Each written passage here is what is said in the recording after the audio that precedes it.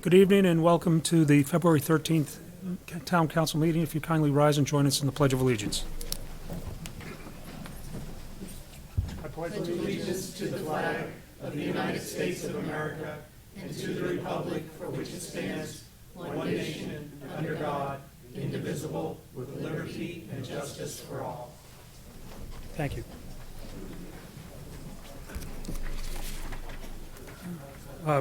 My announcements, the town office will be closed on Monday, February 17th for the observance of President's Day.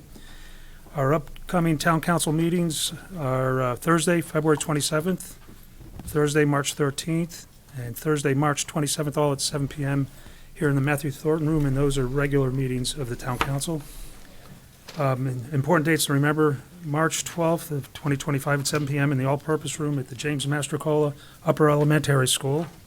Located at 26 Babushka Road is the town deliberative session. And Tuesday, April 8th, it's from 7 a.m. till 7 p.m. is our annual meeting, voting day. And you can find your polling places that you should go to at the town website, and that will direct you, I believe, to the Secretary of State's website for your correct polling location. So if you have any questions, you can do that, or you can call Town Hall and they'll help you with that. Paul. Thank you, Mr. Chair. The Town Clerk Tax Collector's Office will begin issuing 2025 dog permit licenses on February 3rd. The 2024 licenses will expire on April 30th. The new decals at the transfer stations are available. Please stop by Solid Waste's office. And for those people that haven't been out there recently, the new trailer has a doorbell. So ring the doorbell and the staff will come out to you if you cannot reach up to the window. Or you can get them at the DPW administrative office in the lower level of Town Hall. They're going fast, so please get yours. Once again, the ice skating rink is open at Watson Park for the winter. I think this is the longest the ice skating rink's been open in 5 years. So it's still open, even though we got some rain today. DPW will be hard at work clearing it off for fun and skating this weekend. Thank you. Thanks, Paul. Comments from the press and public. If you'd like to address the council, you can step to the mic or sit at the desk here. If you would kindly state your name and address.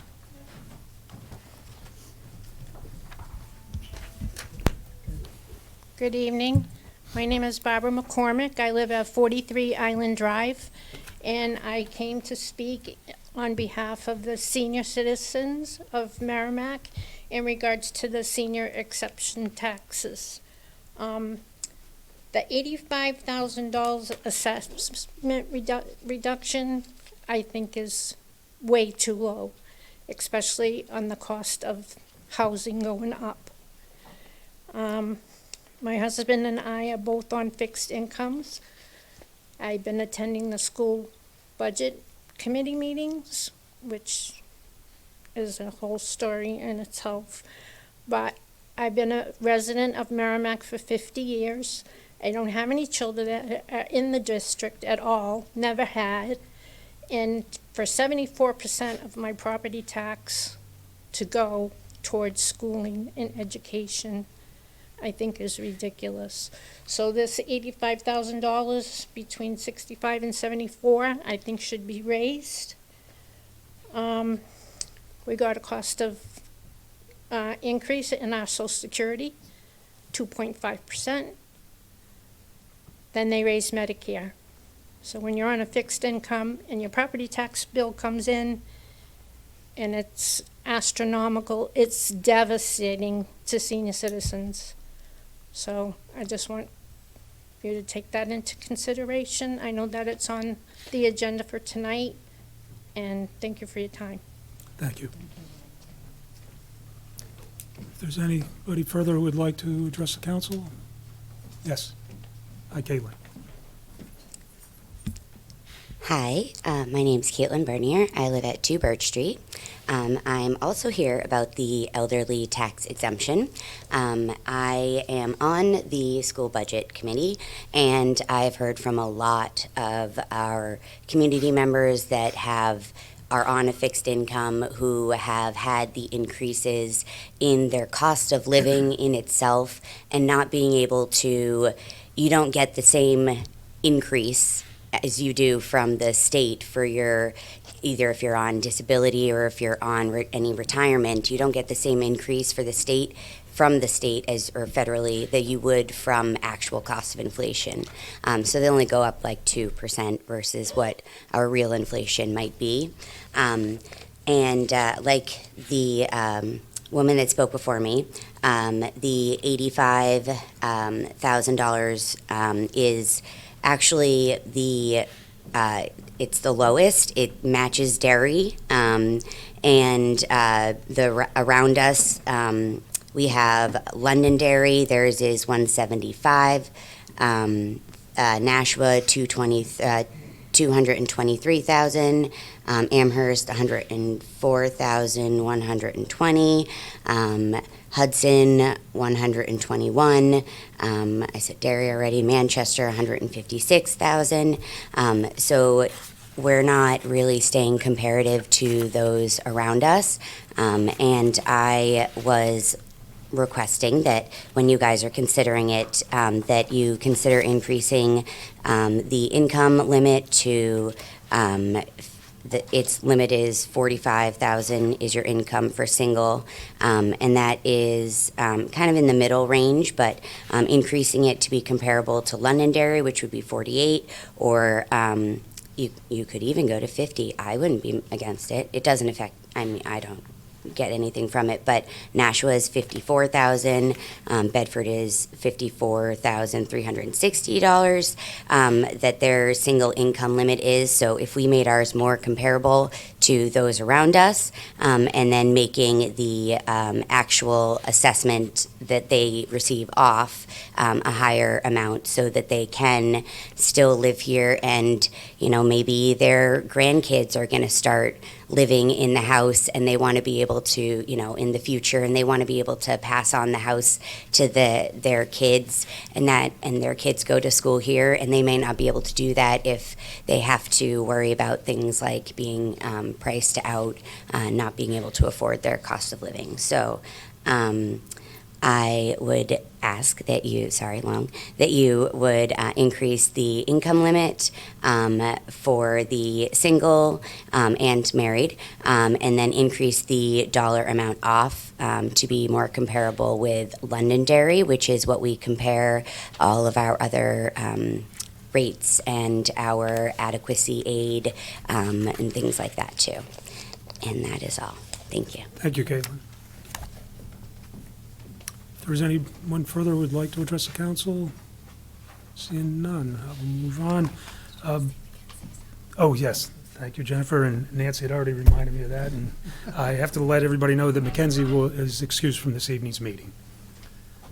Mackenzie Murphy, that is. Comments from the press and, recognition, item number 1 of recognitions, resignations, retirements. The council to present a recognition award to the former Master Patrol Officer John Dudash in recognition of his retirement from the Merrimack Police Department with 29 years of full-time service. Good evening. So just a little bit about John. John started his career with us in 1993 as a part-time officer while he was working at National Corp full-time. Now, many of you probably don't realize this, but back when some of us got hired, we only hired from within our part-time officers that were called special officers. So Johnny worked really, really hard to get hired full-time in 1995. And I'm sure a lot of people in the room will agree with this, that they always dangled that carrot that there was a full-time slot open in front of you. So last-minute call-ins, if you didn't sleep, you always want to come in. And John is a pure example of always willing to help out the department when need be. John served his whole career in the patrol division. In 2016, he was a police officer of the year. The thing about Johnny is he was always willing to help, and he always came in with a smile.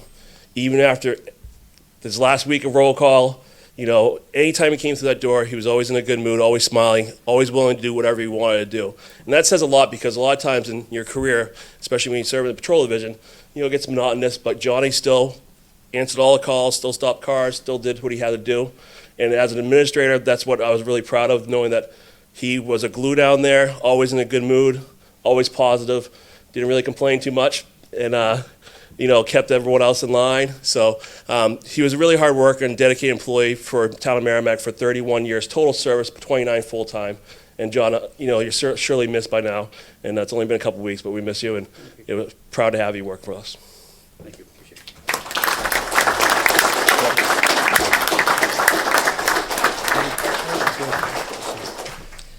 I think John was called to my daughter's home when my wife was babysitting grandchildren, if I'm mistaken, you can correct me, and she's in a panic. She's terrored because she doesn't know where this little guy is, and of course he says, well, relax. He said, it's most likely in the house somewhere. Sure enough, I think he was under the bed, Yes. sound asleep, so John saved the day. My wife aged about 10 years at that Yeah. point, but, And they're done that. I understand. so what we have here is a plaque, and it reads, presented to John A. Dudash upon the occasion of your retirement and the dedicated full-time, and retirement in recognition of the loyal and dedicated full-time service which you have contributed for 29 years to the Town of Merrimack Police Department. Your dedication and devotion to duty has been a tremendous asset to the Town of Merrimack. We wish to extend to you our sincere appreciation for your outstanding performance of duty from December 31st to 1995 to January 31st, 2025, presented by the Merrimack Town Council and Town Manager. Thank you, Phil. Thanks, John. Appreciate it. Appreciate it. Wait,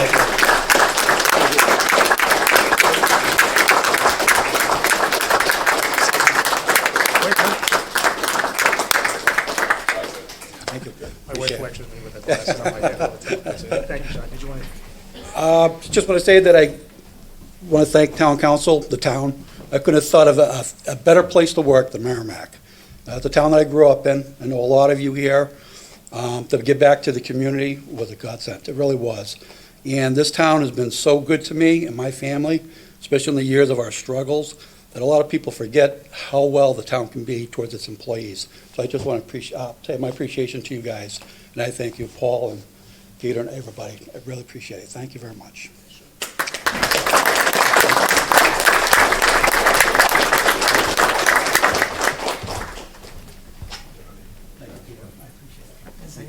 Stay healthy. Thanks, guys. Congratulations. Thank you, sir. And if I can. Yeah, oh, absolutely.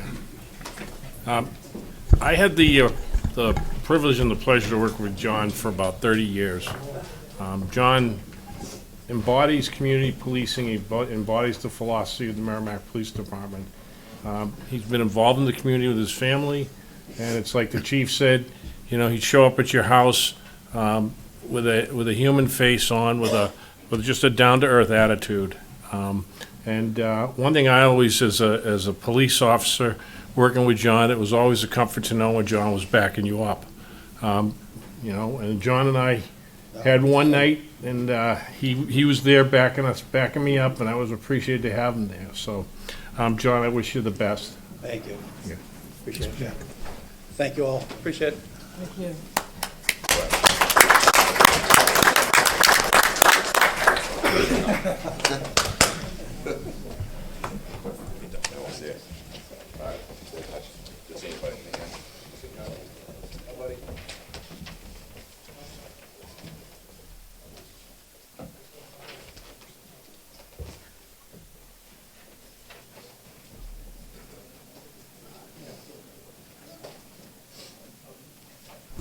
Without objection, I'd like to actually move new business, item number 2 first, up ahead in the schedule, and after that, the appointment of the library trustee, which is number 1 under new business. So if the council's to consider the acceptance and expenditure of a donation of $5,000 from Merrimack Friends and Families to be used towards the Welfare Department's heating assistance account for the elderly and disabled residents of Merrimack that are in need. Pursuant to our RSA 3195:B and Charter Article 8-15. Just want to thank Merrimack Friends and Family. Once again, they've hit it out of the ballpark. They really have come up, and this $5,000, they're actually expanding the requirements so that more people in the town can apply for assistance if needed. So I just want to thank them for this generous donation of $5,000. And they are here tonight. I don't know if they want to say anything, or I know they want to present the town council with a of a check for the $5,000 and have a nice picture taken with you individually. So Shall we? you need a motion? Let's do the motion to accept.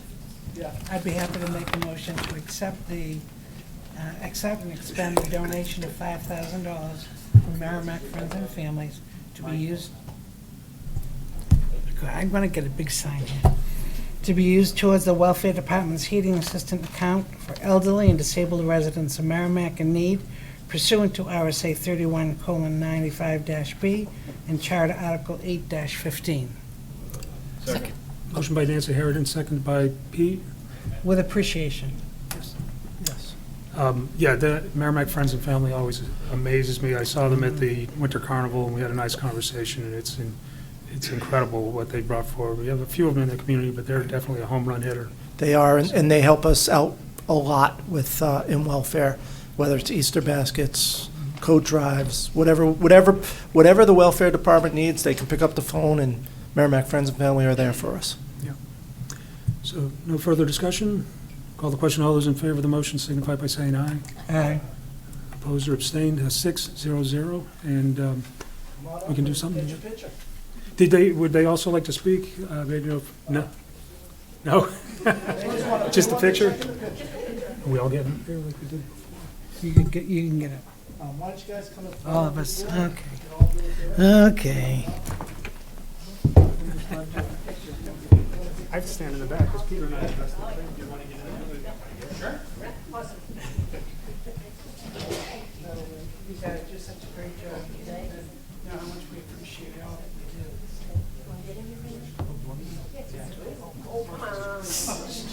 If we have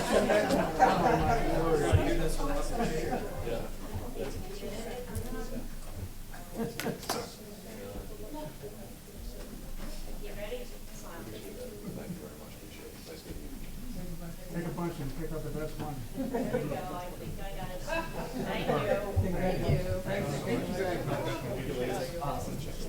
Thank you very much. Do I get to keep it? I'm in my office. Yeah, go ahead. And then all right, you can take it back.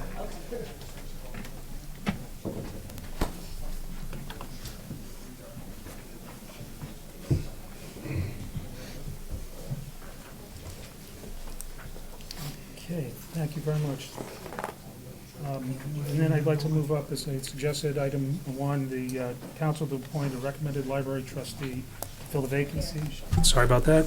Council's is asked to appoint the recommended library trustee to fill the vacancy that had occurred there pursuant to Charter Article 6, Section 2, and RSA 202-A:10. The library board met and they interviewed the individual that they're bringing forward. That's in your paperwork. Donald LaRue. And they were in agreement that she'd make a great addition for the next year as a library trustee to get to know how that board works. Perfect. Great. Jennifer. I'll make a motion to appoint Donna LaRue as trustee alternate for the Library Board of Trustees. Second. A motion by Jennifer and seconded by Nancy Murphy. Any further discussion? I'll call the question. All those in favor of the motion signify by saying aye. Aye.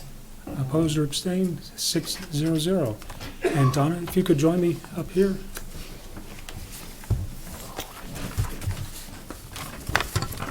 I misplaced the pen. Here. Oh, thanks. It's behind my ear.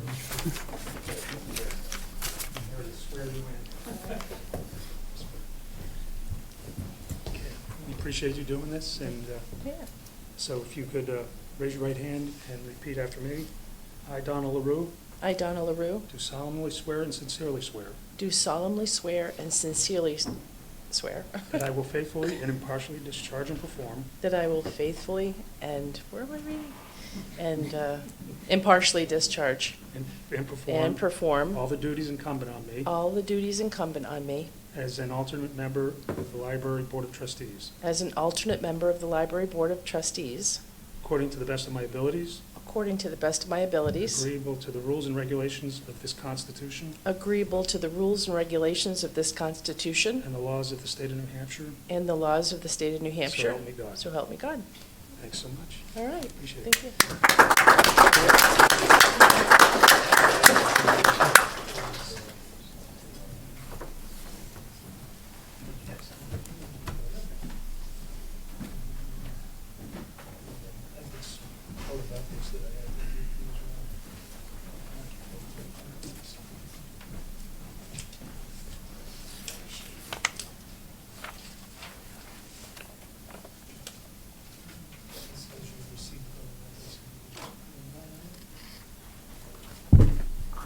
These are this motion to accept, that's it. All of it.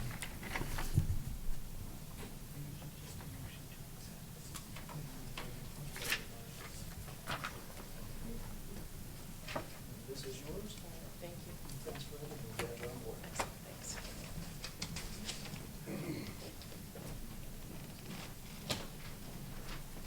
Excellent, thanks. I'll deal with it. I think I remember, let me check.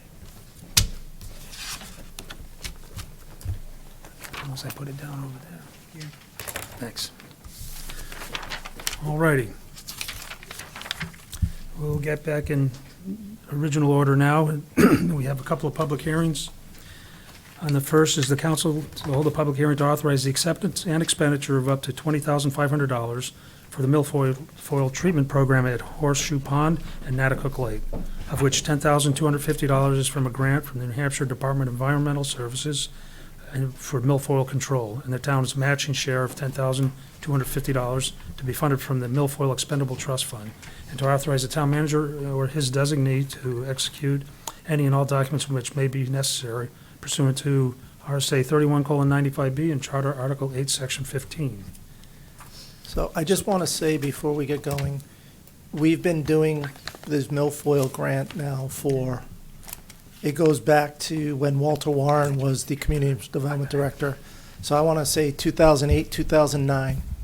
And the individuals, we've really have attacked the milfoil and in this community. And this is just another way that we can go ahead and try to use some of the state's money to help offset some of the cost to keep our two lakes, the Horseshoe Pond and Natticook Lake, safe and from aquatic species. So Casey's here tonight. Robert didn't want to, take away her thunder, so he's letting her speak. So Casey's here tonight, so she'll explain everything we need to know about this milfoil program. Absolutely. Again, my name is Casey Wolfsmith. I'm the Planning and Zoning Administrator. This is a request to allow us to use money from the Capital Reserve Fund to pay for the annual treatment of milfoil at Natticook Lake and Horseshoe Pond. The cost this year is $20,500, and DES will pay for half of the cost. So the town of Merrimack, our cost will be $10,250. I can answer any questions. Thanks, Casey. Does anybody have any questions? Casey, is this chemical or is this Dash? Only Dash this year. And Dash is? Diver assisted suction harvesting. Are you trying to trap her? I know we use acronyms all the time. I know, no, we very know what good. the acronyms are, but the people at home don't, so I wasn't trying to trap her. I I was know, going to she- help her out. Very good. Any, Peter?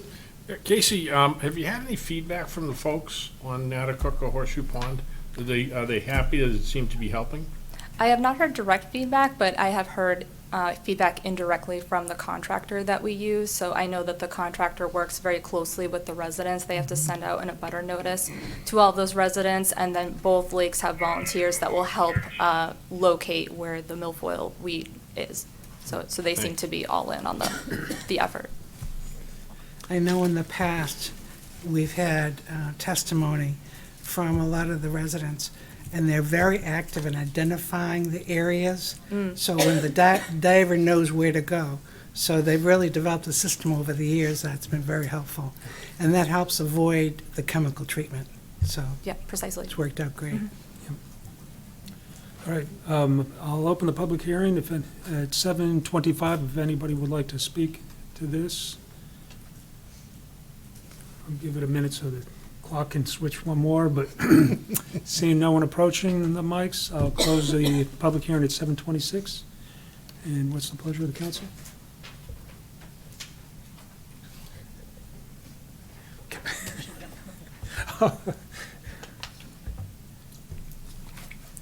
I'll make a motion to accept and authorize the expenditure of up to $20,500 for the milfoil treatment program at Horseshoe Pond and Natticook Lake, of which $10,250 is from a grant from NHDES for milfoil control, and the town's matching share is $10,250 to be funded from the Milfoil Expendable Trust Fund, and to authorize the town manager or his designee to execute any and all documents which may be necessary.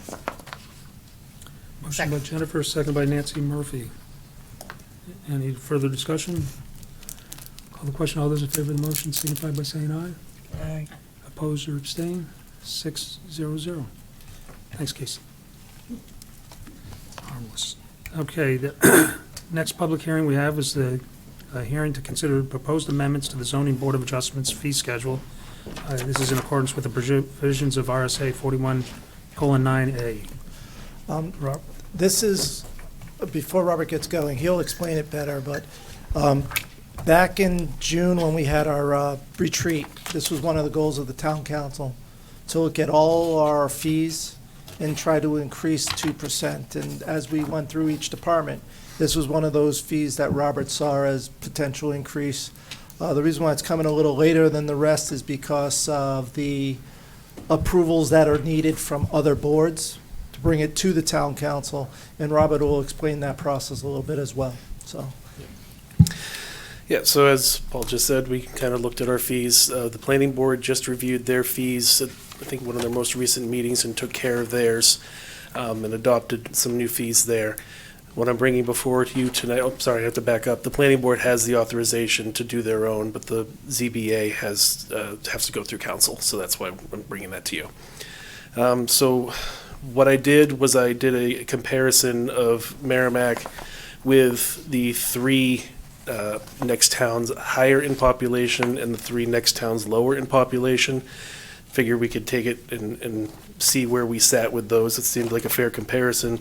And I ran it through and took a look at what we charge compared to those communities for ZBA fees, as well as planning. And I found out that with our zoning board application fees, we are extremely low. So what I discovered is that we charge $50 per application now. The average of the communities in the study area, including Londonderry, is 162, because Londonderry is also extremely low. If you remove them, it's 182. What I'm proposing to do is, we also have, I have to back up again, we also have a newspaper fee that we charge to help cover the cost of the printing in the Union Leader. What we do is charge $50 flat for that. So what I'm trying to do is, instead of having that as a separate line item, do what other communities are doing, pull that out and just roll it right into the application fee, and proposing that we increase to $200. Great. Thanks, Robert. Does anybody have any questions for Robert?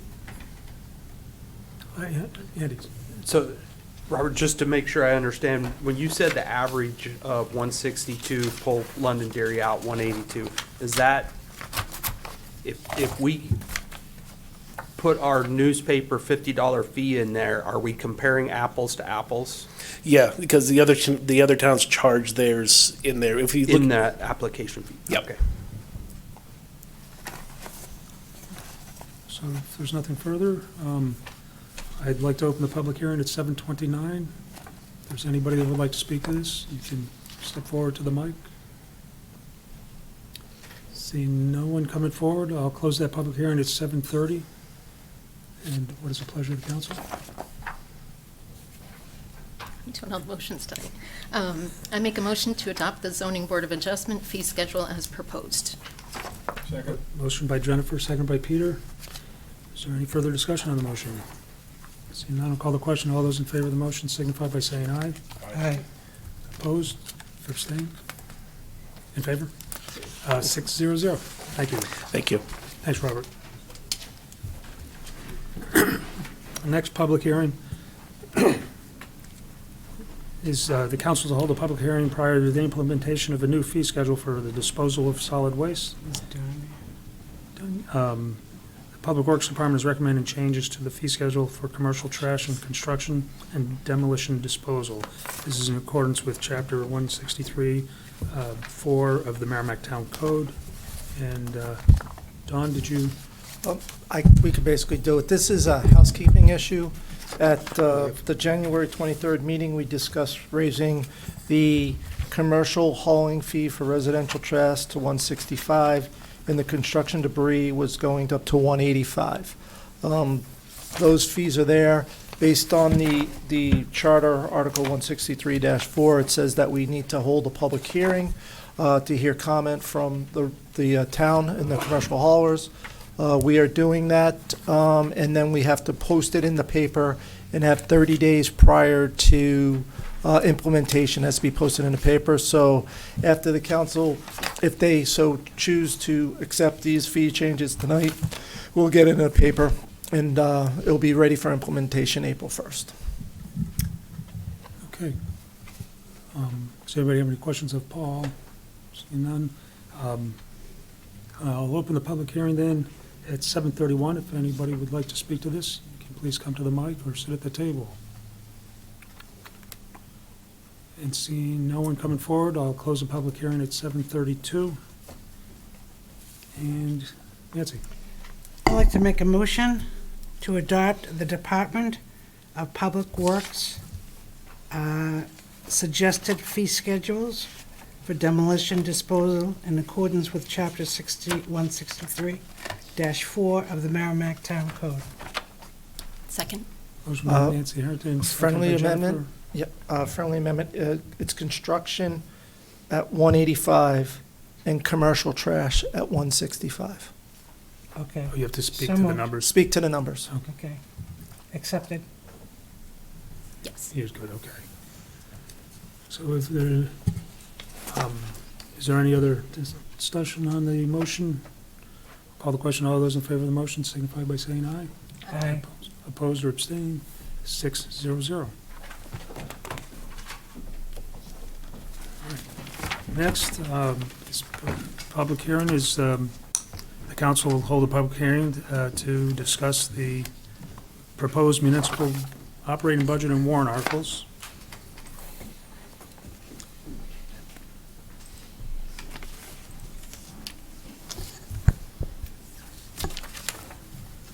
Good evening. During the month of January, we've had 3 meetings to discuss the town budget. On January 29th, the town council voted some increases and decreases to the budgets. We worked those through in this presentation.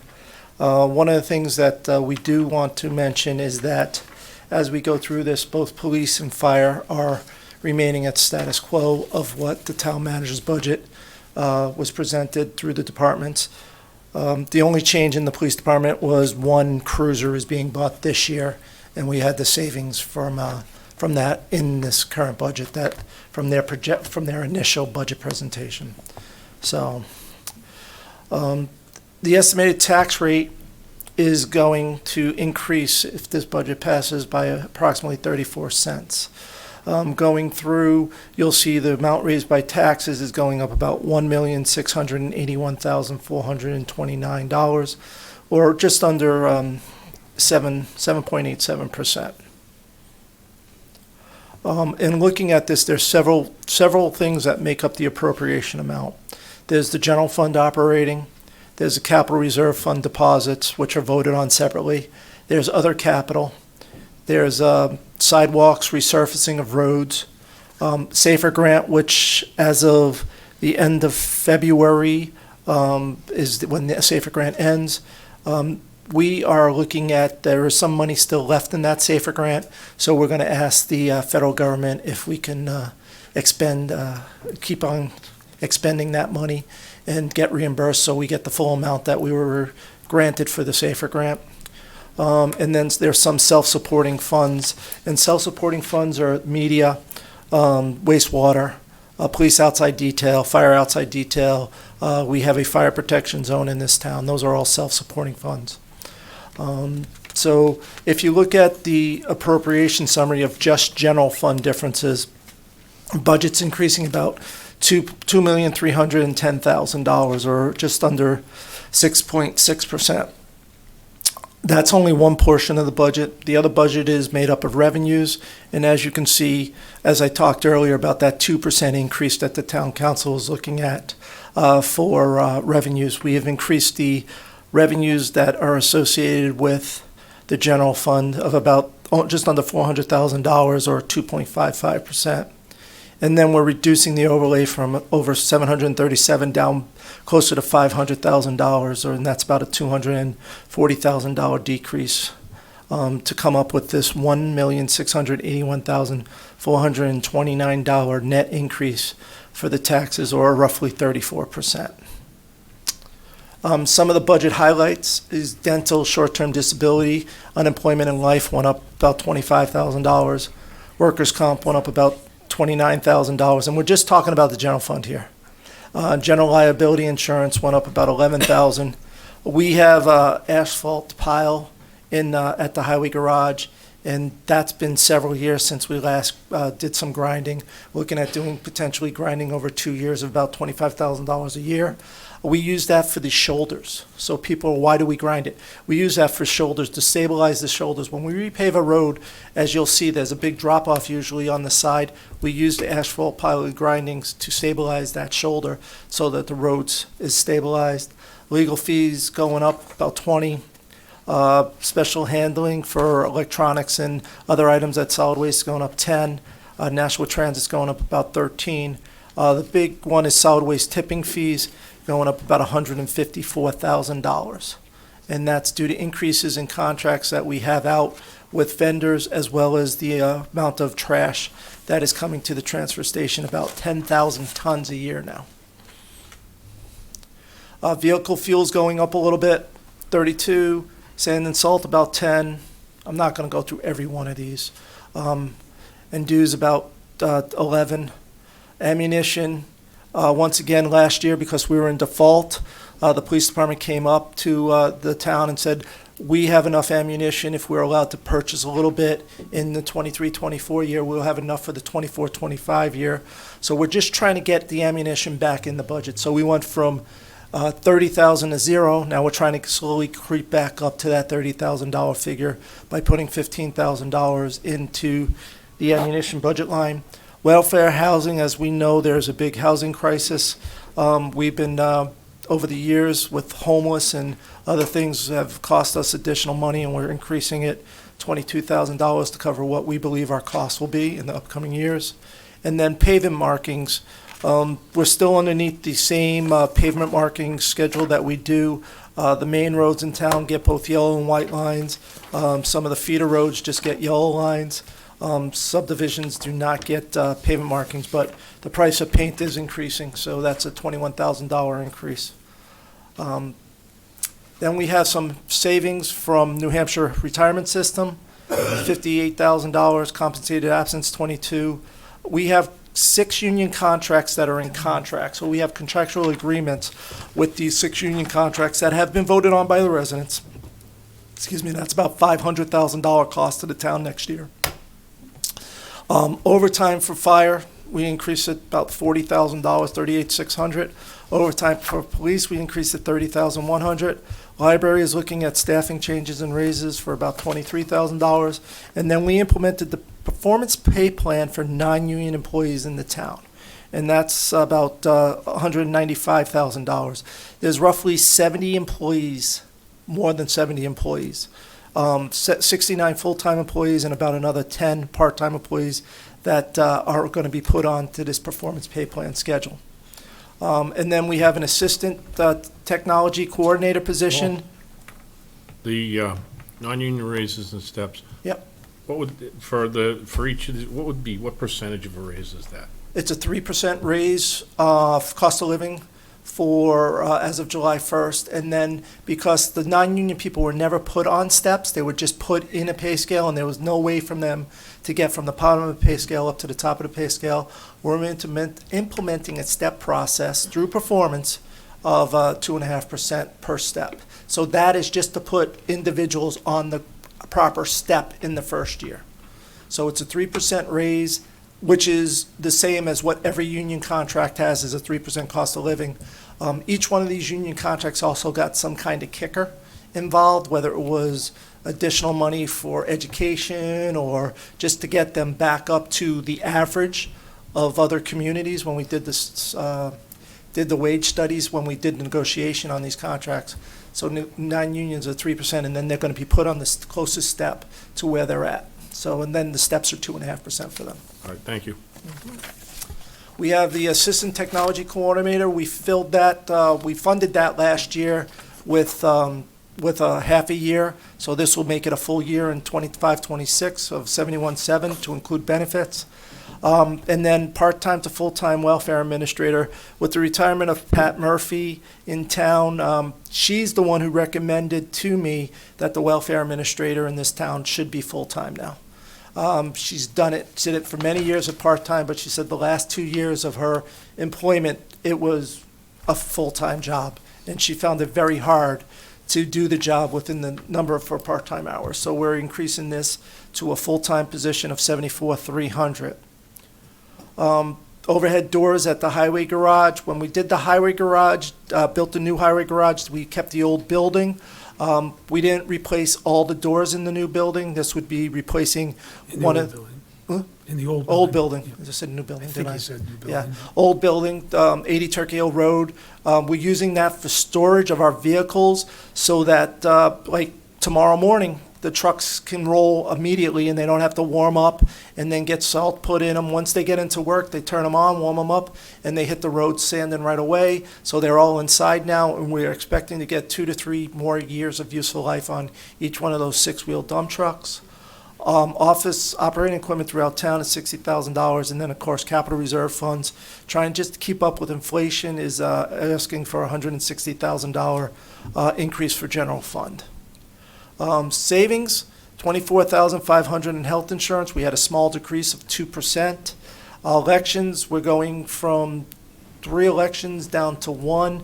However, there's some costs associated with elections now because of how the state's running their equipment, and that we have to use their vendor to get our ballots so that hearing and visually impaired, those iPads, we can use their iPads, however, we have to use their programmer, so there's some cost there. The other thing is in April, when everybody goes out to the ballot box and puts their ballots in, we're going to have a new ballot. We have the new ballot boxes. So it's been approved by the state. We're one of the first communities to get the new ballot boxes. We put our order in about 8 months ago for these ballot boxes so that we could get a lower price, so they wouldn't increase once everybody jumped on board with it. And we're getting our ballot boxes, so everybody's going to see a new ballot box when they go to the polling and put their ballots in the machine. So it's hopefully. Look over to Andy and here you're going, oh, Hopefully first they work time. okay. I say it's the first ballot box, but this company has been doing this since I've been in town and prior before me. So it's not a new company to the state of New Hampshire. It's the same company in the state of New Hampshire. It's just a new box itself. Electric, water, sewer, natural gas. We have contracts for our natural gas and electric contracts, and that's down about $13,000. Interest on our one bond, which is the highway garage, is down about $8,000. And then we removed the contractual snow plowing out of the contract because we're going to do that in-house now. Other capital, there's the 1-ton dump truck, $65,000, so we can do our in-house plowing. Our exterior building repairs, we reduced that a little bit. Master plan, $200,000. That $200,000 for the master plan, we're about 2 years overdue for our master plan. And that $200,000 is going to, you'll see later on, will be offset out of fund balance because that is a one-time expense. Probably starting in a year or two, we should think about maybe having an expendable trust fund put expense fund, capital expense fund for that, because it's gonna, $200,000. It's, once again, we don't like the EKG, what I call the EKG tax rates. This could really spike a tax rate of 4 cents for 1 year. The mobile radios and fire, 20,000. Brine sprayer, we're really trying to be proactive with our brine treatments and our reduction of salt. All our trucks have ground monitoring systems on them to reduce the amount of salt that's put on the roads. The brine systems we're trying to use in the wellhead protection areas so that the amount of salt is less. Grapple line excavator attachment for 22. Fiber optics to the highway garage right now. We do have fiber optics running to here to the police station and fire station wastewater. We're looking to expand our fiber network to include the highway garage, and that also will help when we finally get the tower built, the 800 megahertz tower. There'll be fiber run to that, so we'll be able to just run from the highway garage up to where the tower is going to be built. And then, of course, the construction of the tower construction of $480,000.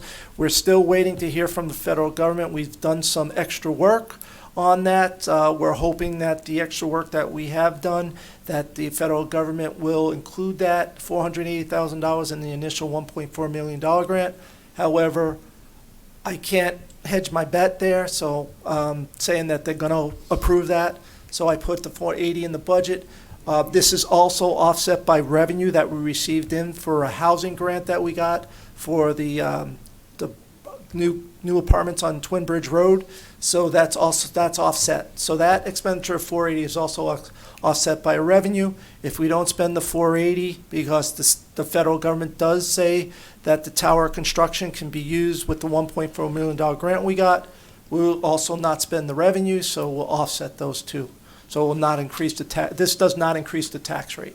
That tower construction and the community development master plan, so about $680,000 does not increase the tax rate because it's already offset by revenues or money that we have set aside.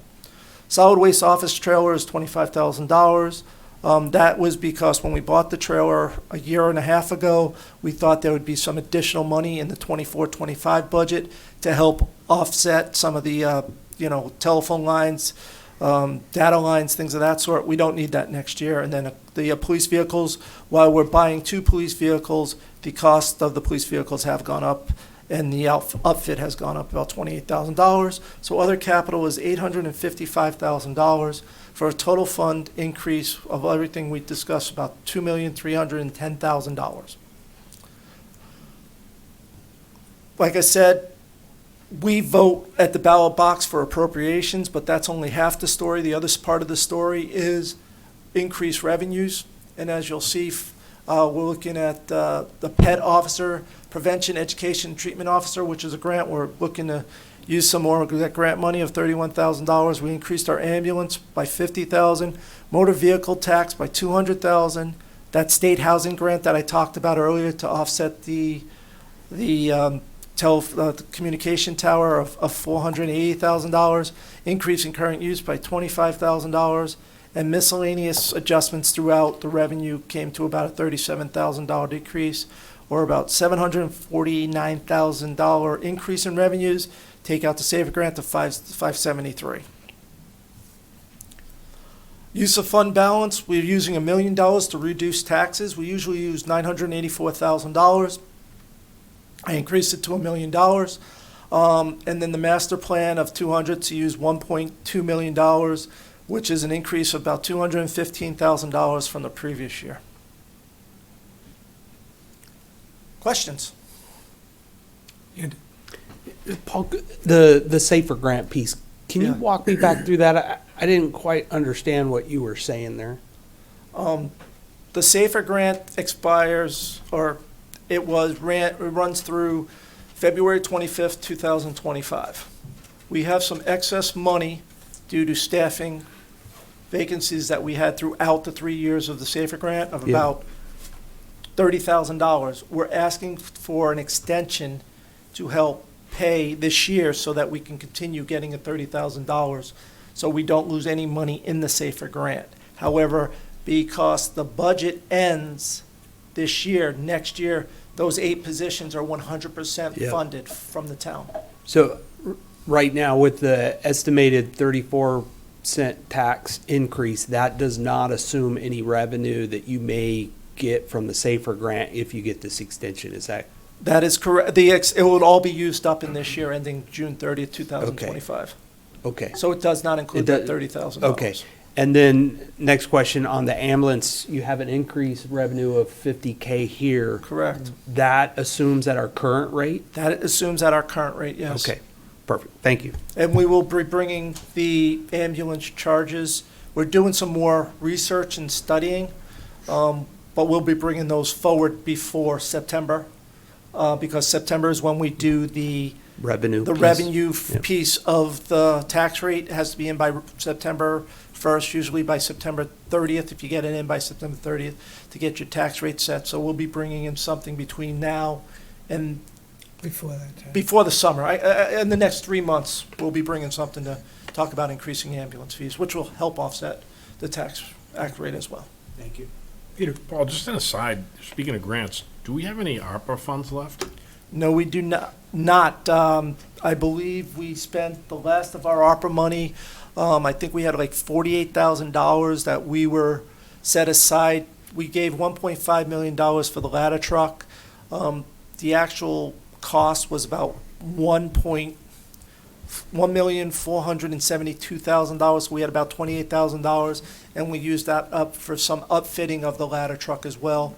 I believe everything is completed now? Yes, the fire department issued purchase orders before December 31st, which is what we were contractually obligated to do by the government. So all the funds have been committed, and those invoices have probably been paid by now also. So yeah, we have no more ARPA money.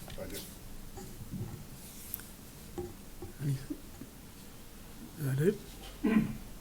All right. Gotta open it up. See everybody run to the microphone. All right, it's 7:52. I'll open the public hearing. If you'd like to address the council relating to this municipal operating budget, please step to the mic or sit next to Paul. And they're rushing to your side. I see that. I see that. It's okay. All right.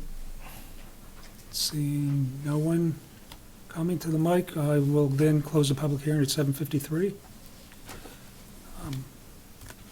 Everybody, I gave a cheat sheet for everybody for tonight, for some, I know it gets very confusing with public hearing motions and then motions for the warrant, so I prepared a cheat sheet for everybody. Yeah, there was a, yes, Nancy came upon I just some- noticed something, and maybe it's clear, it's not clear to me.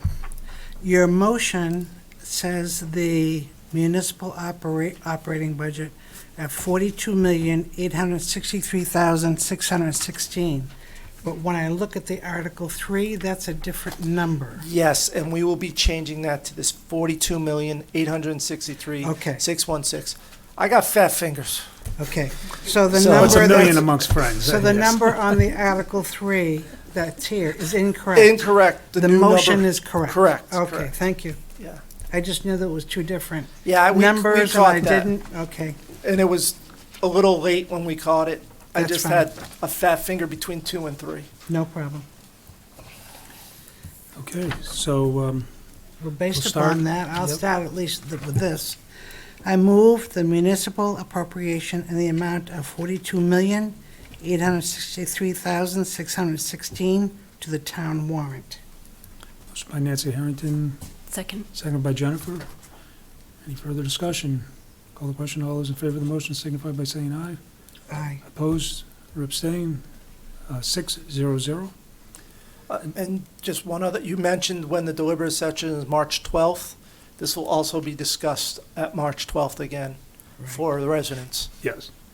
Yep. All right. Next, the general fund, capital reserve funds. Okay. We have a proposed issuance of debt. Is that number 2? It is number 2. Yeah. And it's not on your, Yeah, it's actually in the 4th bullet down. So, but if we're going in line with, Okay. I understand, yes, it's not in order of Well, that, I'm but if just- we're going with the public hearing notice, it would be this proposed issuance of debt. All right, nope, we'll stay with that then, okay. Okay. And it's not really a proposed issuance of debt. However, because it's a grant from the state of New Hampshire wastewater and clean water fund, they want 3/5 ballot vote on these grants, so to speak. And really, it's a wastewater, it's a Pennachuck Square pump station. We're going to be conducting an engineering study and develop a conceptual design plan to develop cost estimates to update the aging infrastructure for Pennachuck Square Station.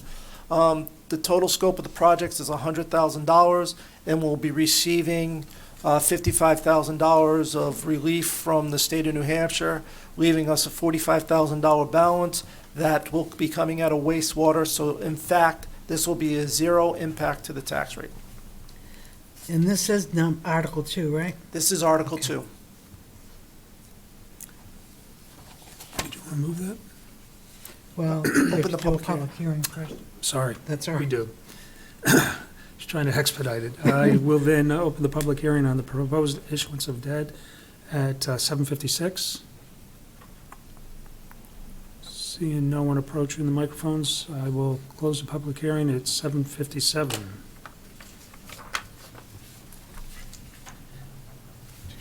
And what do you need for a motion for that? That's not the fourth bullet down. Oh, the very last one, sorry about that. Nope. All right, I'd like to make a There you motion. go. Move $100,000 for conducting an engineering study for the Pennachuck Square pump station to the warrant. Motion by Andy, Second. second by Jennifer. If there's no further discussion, we'll call the question. All those in favor of the motion signify by saying aye. Aye. Opposed, abstained, 600. My work here is done. Next is capital reserve fund. So in years past, we used to be able to vote on all our capital expenditures through the budget. However, DRA, about 4 years ago now, basically said that that's a no-no. You have to, because you're agents to expend, either you have to do individual warrant articles or you take it up at the time during your meetings during the year. So the town council, since they're agents to expend, will come out and approve capital reserve fund purchases throughout the year. I just want to go through some of them because it is a cost because we are putting money into the capital reserve funds. And I want the residents of Merrimack to see what is coming out of these capital reserve funds. That we're not just saving this money, we're actually spending it for items like, for the fire station, toxic gas meters, thermal cameras, fire hose, about $95,000 worth of fire equipment that's been on the CIP. All these items come off the capital improvement plan, which starts in October and goes through the town council board and then goes to the planning board for their review and then comes back for final approval from the town council before we start the budget process. Other things are a bridge replacement at DW Highway in Babuzik Brook. That's by the MYA building. That's $1 million. We have to save for that. That's our cost of that bridge project. We have drainage improvements. We have retrofit drainage for the MS4 compliance of about $200,000. We have drainage in the Woodland Drive area, which is $375,000. The town council made a commitment. I think 3 years ago, there was a resident bringing a petition bond, and at that time, the town council made a commitment that if the bond didn't pass, they would still do that drainage out of these capital reserve funds. And that's the commitment that the council made back then for $375,000.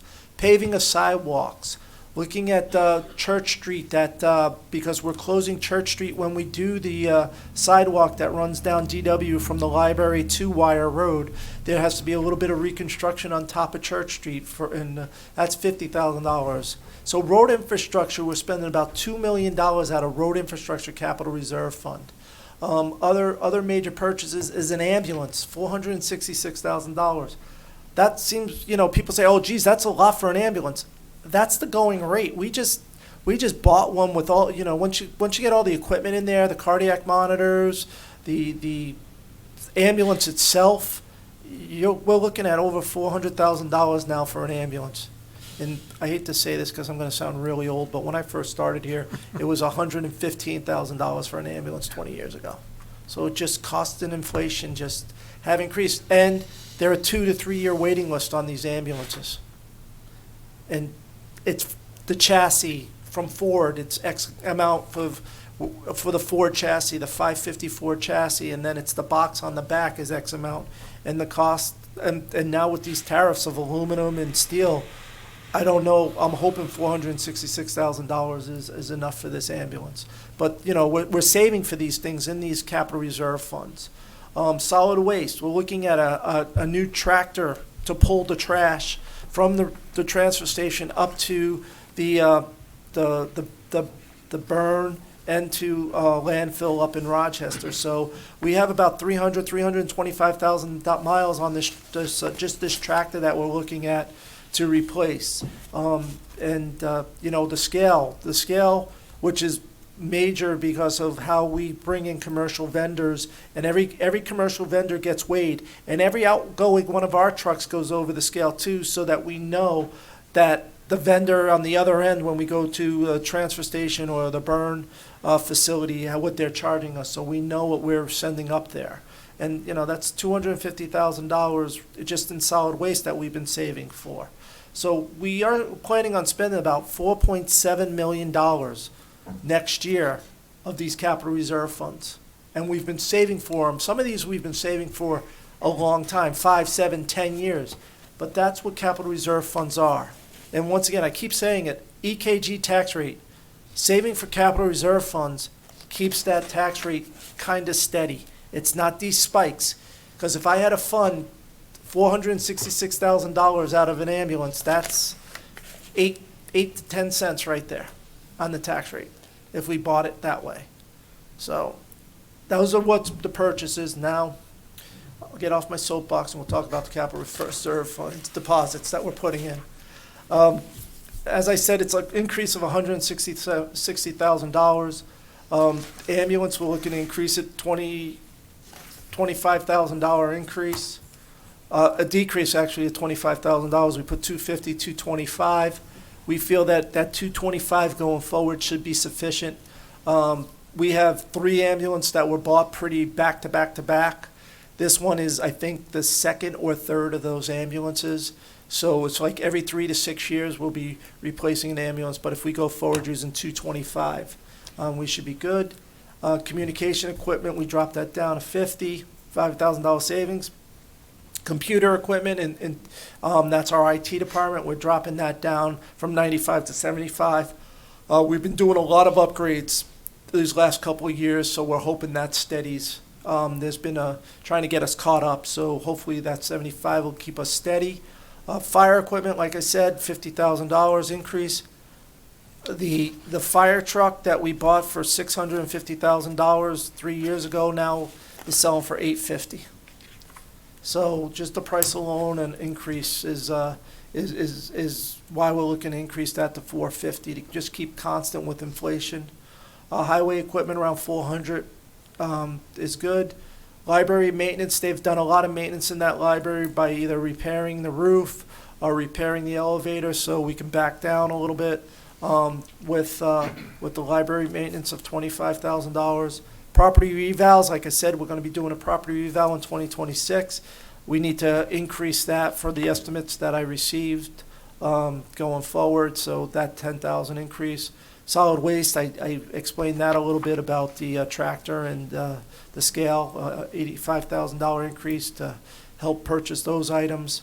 And then GIS of a decrease of about $5,000. And then road infrastructure, like I said, we're putting about $2 million in road infrastructure. We have to increase that account a little bit for $120,000. When we started the bridge project and the Wire Road project out over here, it was between, I think, 6 and 8 million. And then we just heard a couple weeks ago it's up to $12 million. So that's one of the reasons why we have to increase this. The cost of steel, the cost of construction is going up. It's $160,000. We're still trying to put money, even though it's a small amount of $5,000 in athletic fields. We're still trying to fund that. Playground equipment, $5,000. I understand people look at these and say, oh, that's only $5,000. We're still trying to fund these things and look at some of the projects that we do have, and try to increase that capital reserve for some of the items that we need. Yeah, would I love to put $50,000 in both of those items to get them up? But once again, the town, I believe, has done a great job of budgeting not want. Let me rephrase that. The town's done a great job of not budgeting wants. It budgets for its needs. And that's what we've been doing. And we while athletic fields is a need in this town, when we're looking at the priorities of town, or whether having an operational ambulance or fire truck or communication equipment for police or vehicles on the road or dump trucks, those take a higher priority than maybe an athletic field. So that's why, but we're still trying to keep money into those capital reserve funds. And then sewer infrastructure improvements we're increasing it by $50,000. We got some cost estimates of the sewer line underneath the Effie Everett Turnpike.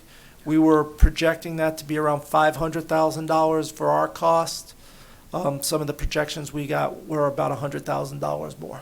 So by increasing this $50,000, it will help offset some of those increases that we've seen in that as well.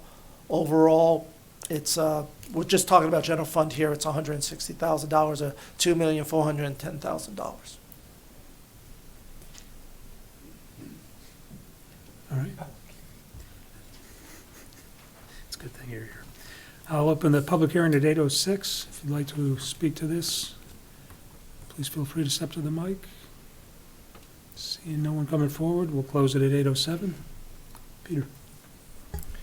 Paul, and I just kind of want to reiterate what you've said, because you listen to you see what happens in other communities, and they don't plan for these expenses, and then they have to all of a sudden come up with the money, and like you said, it's a huge tax hit. The town's always done a great job of preparing for these expenses, for the equipment, whether it's vehicles or what have you. So another nice job this year, and I think a lot of people have to understand when they see capital reserve deposits. Right, and that's just it. A community across the river, I won't mention names, they had a warrant article to lease a fire truck, a ladder truck for 10 years. $2.2 million lease of a ladder truck over 10 years. And we were able to pay cash for ours, and now we'll have it for the next 20 years. And the town has actually been very supportive of this whole process, because last year when we hit the default budget, that warrant article passed, and I was thankful for that, because I could see this as critical to our budgeting and how we do business as a community. So, I think it's important to also note, a lot of other towns have to bond things like this. Correct. And that's where we're able to not have to bond, which means we don't have to pay the interest.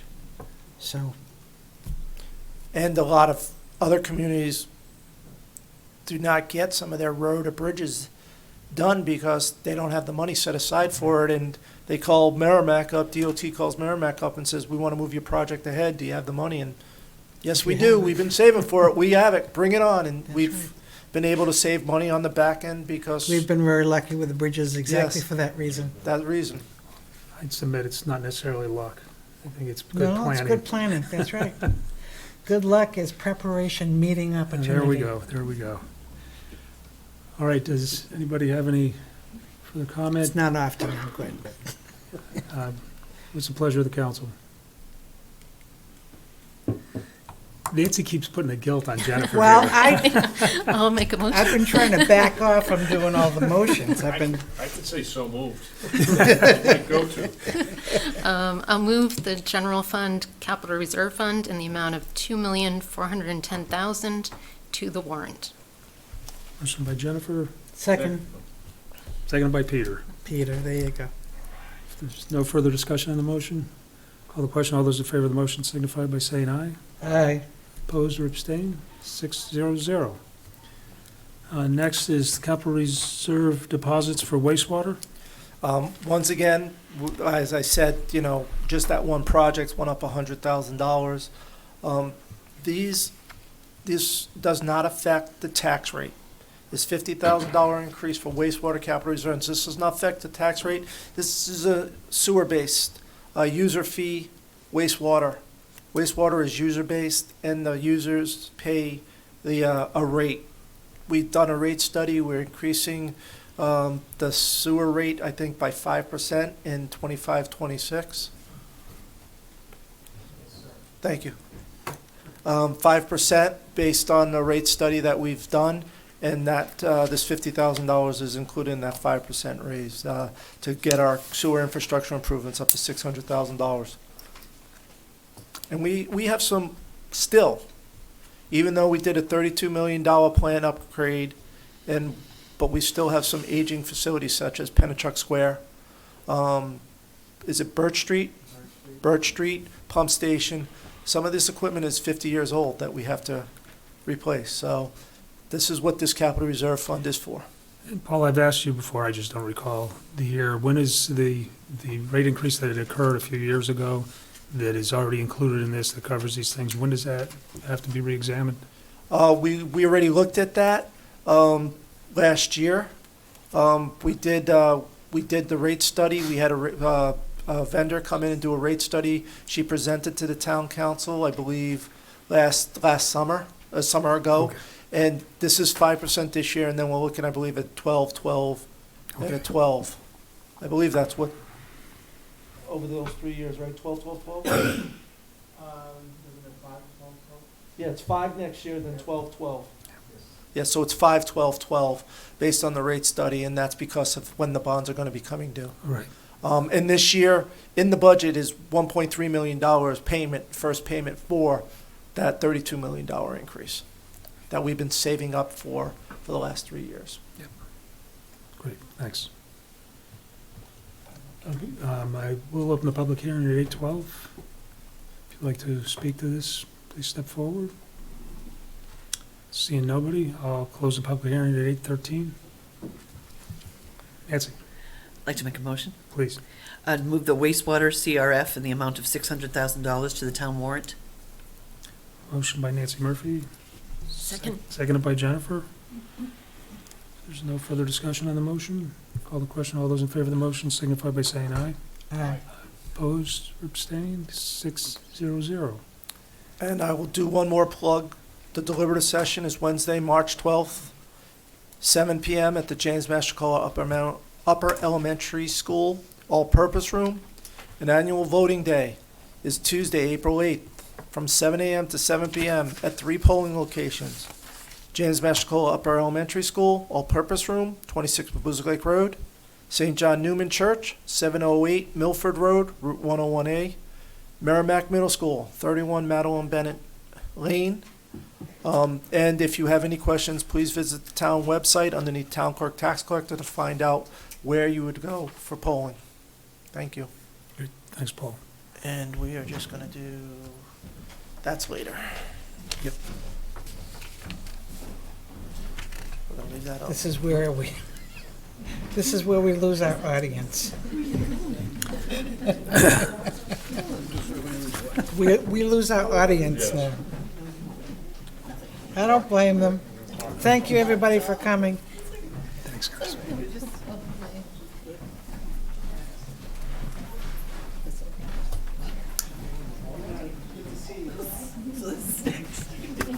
It's been a pleasure. Knock on wood. Oh, I just changed.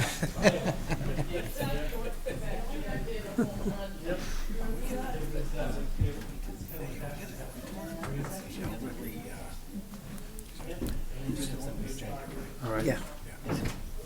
Wait for Paul.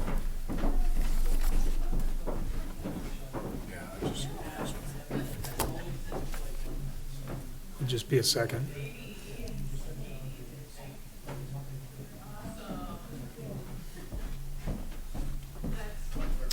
All right, next on the agenda is legislative updates from our representative delegation. And Nancy? Thank you. I do have a few. This week, we had some hearings, we had some exec sessions where we were voting, and today the governor delivered her budget address to the House and the House and Senate, to the General Court. Look, I'll first talk about a House Bill 651, which is the bill that concerns Merrimack because it's one of my prime bills, and it's the bill that we wrote due to our concerns about the portion of Continental Boulevard that would be essentially dumped or transferred to the town along with all the associated costs to taxpayers. And I think I might have mentioned that when you came up and testified in support, that was great. The Department of Transportation, as it usually does, comes to explain all the reasons why they should be able to do that, and we say the opposite. The exec session on that occurred the other day, and I had followed up with a very long email because we don't have much opportunity to speak. We speak, and then what happens is the DOT gets up last, and we can never address all the things they said that really are apples and oranges. We're not talking the same story, but people there don't understand. They don't have the history. So fortunately, a number of people called me, bipartisan, and recognized that some of the points that are raised in the follow-up to that hearing at least gave them cause to think, because the plan was to ITL that bill as well, which we sort of anticipated, but instead they retained it 18-0. So the former chair of the Public Works and Highways said that he would be willing, and I had certainly extended the invitation on behalf of us, to come to Merrimack and see the section of road that we're talking about, because the Department of Transportation came in and said, well, we did this isn't, we've been saying it's precedent setting, and it would be an unfunded mandate. And they say, no, it's not precedent setting, because we already did this in Nelson, New Hampshire. And of course, I didn't know anything about Nelson. Went home, looked it up, and there are less than 750 people living in Nelson. We have 29,000. So I said, so in the email, the square area, the 13 point something people per square mile there, very different here. So I said, when you hear that, you're making a decision based on apples and oranges. So that's going to happen. He's going to come here. Anybody that would like to meet, probably when the weather's a little better, but at least it buys time. We can take that off the table at any point. What does retain mean? Retain means we're going to take no action right now. So it's not dead? No, and if they wanted to kill it gracefully, they would indefinitely postpone it. That's not what they did. We're not going to do anything this year, and you can't bring it back next year. So we have that ability. Okay. So hopefully there will be enough of a push.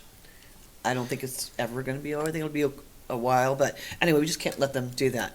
The same day that Paul and Finley came up, there was another bill, Representative Bill Boyd's bill as well, which followed, and that bill was to establish sound barriers on F.H. Everett Turnpike for all of the citizens whose quality of life has been significantly impacted by the widening of the turnpike. And we acknowledged that the roadway needed to be widened. That wasn't the complaint, but we said, that it's not right. Unfortunately, the same committee during that same exec session ITL'd that bill with the same vote, 18-0. So that unfortunately will not go forward. That's the end of it for at least this session. We'll try again.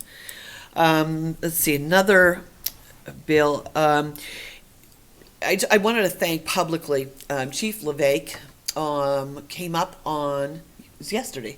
HB 602 is a bill that I wrote in concert with our police department and former police chief Denise Roy, who came up from Florida to testify on this bill as well yesterday. It was sort of Merrimack Day, actually, as we had a couple of hearings, and I serve in criminal justice, and we had it was Representative Boyd, Director Mark Doyle, Denise Roy, Brian LeVake. It was quite all the chiefs. And this bill would add a requirement for those convicted of DUI or DUI pled down to reckless or negligent driving. And it's clearly a public safety bill. It would require that those individuals participate in an online victim impact panel program at a cost of $100, which is really pretty reasonable. It has a data supporting the decreased recidivism rate, make our roads a lot safer. We're having a hard time with law enforcement. The state police would tell me yesterday they're still down 61 positions. So, you know what, people say, why are we not seeing them on the highway? Why are we having so many accidents? There are just no bodies. There's just not enough. So we're trying to put any tool in the toolbox of law enforcement and the courts to just try to save lives, innocent lives, and the lives of people driving with DUI. So that was heard yesterday. I also want to thank Attorney Erin Cregan. She is the General Counsel for the New Hampshire Judicial Branch. Her parents live in Merrimack, and she mentioned this yesterday during the hearing, and she came she had made some suggestions on the bill, and we took those into consideration and amended the bill. So that was a good hearing. Hopefully, I'm not sure, we're voting next Friday. That may be one of the bills. Again, can't be sure if that's the one that's going to happen. Also, Representative Bill Boyd's bill, I was happy to co-sponsor that as well. HB 597, that was heard right before my bill yesterday. And that bill was at the request of New Hampshire Emergency Services and Communications Director Mark Doyle. It establishes a designated behavioral access point within the enhanced 911 system, so they can weed out the emergency crisis calls and the ones that they can move to maybe a mobile crisis team, or so it's just splitting up within the system so that people get services more directly and more quickly. So we've not exec that. That may be one of the ones next Friday as well. Another bill today, we were in session this morning, and the big bill of the day was HB 238. It's known as the Right to Work bill. There was an attempt to prohibit collective bargaining agreements from requiring employees to join or contribute to a labor union. And it was been opposed by bipartisan labor union supporters, and we were able to stop that 200 to 180, and it's indefinitely postponed. So that cannot come back. That bill is dead for the next 2 years.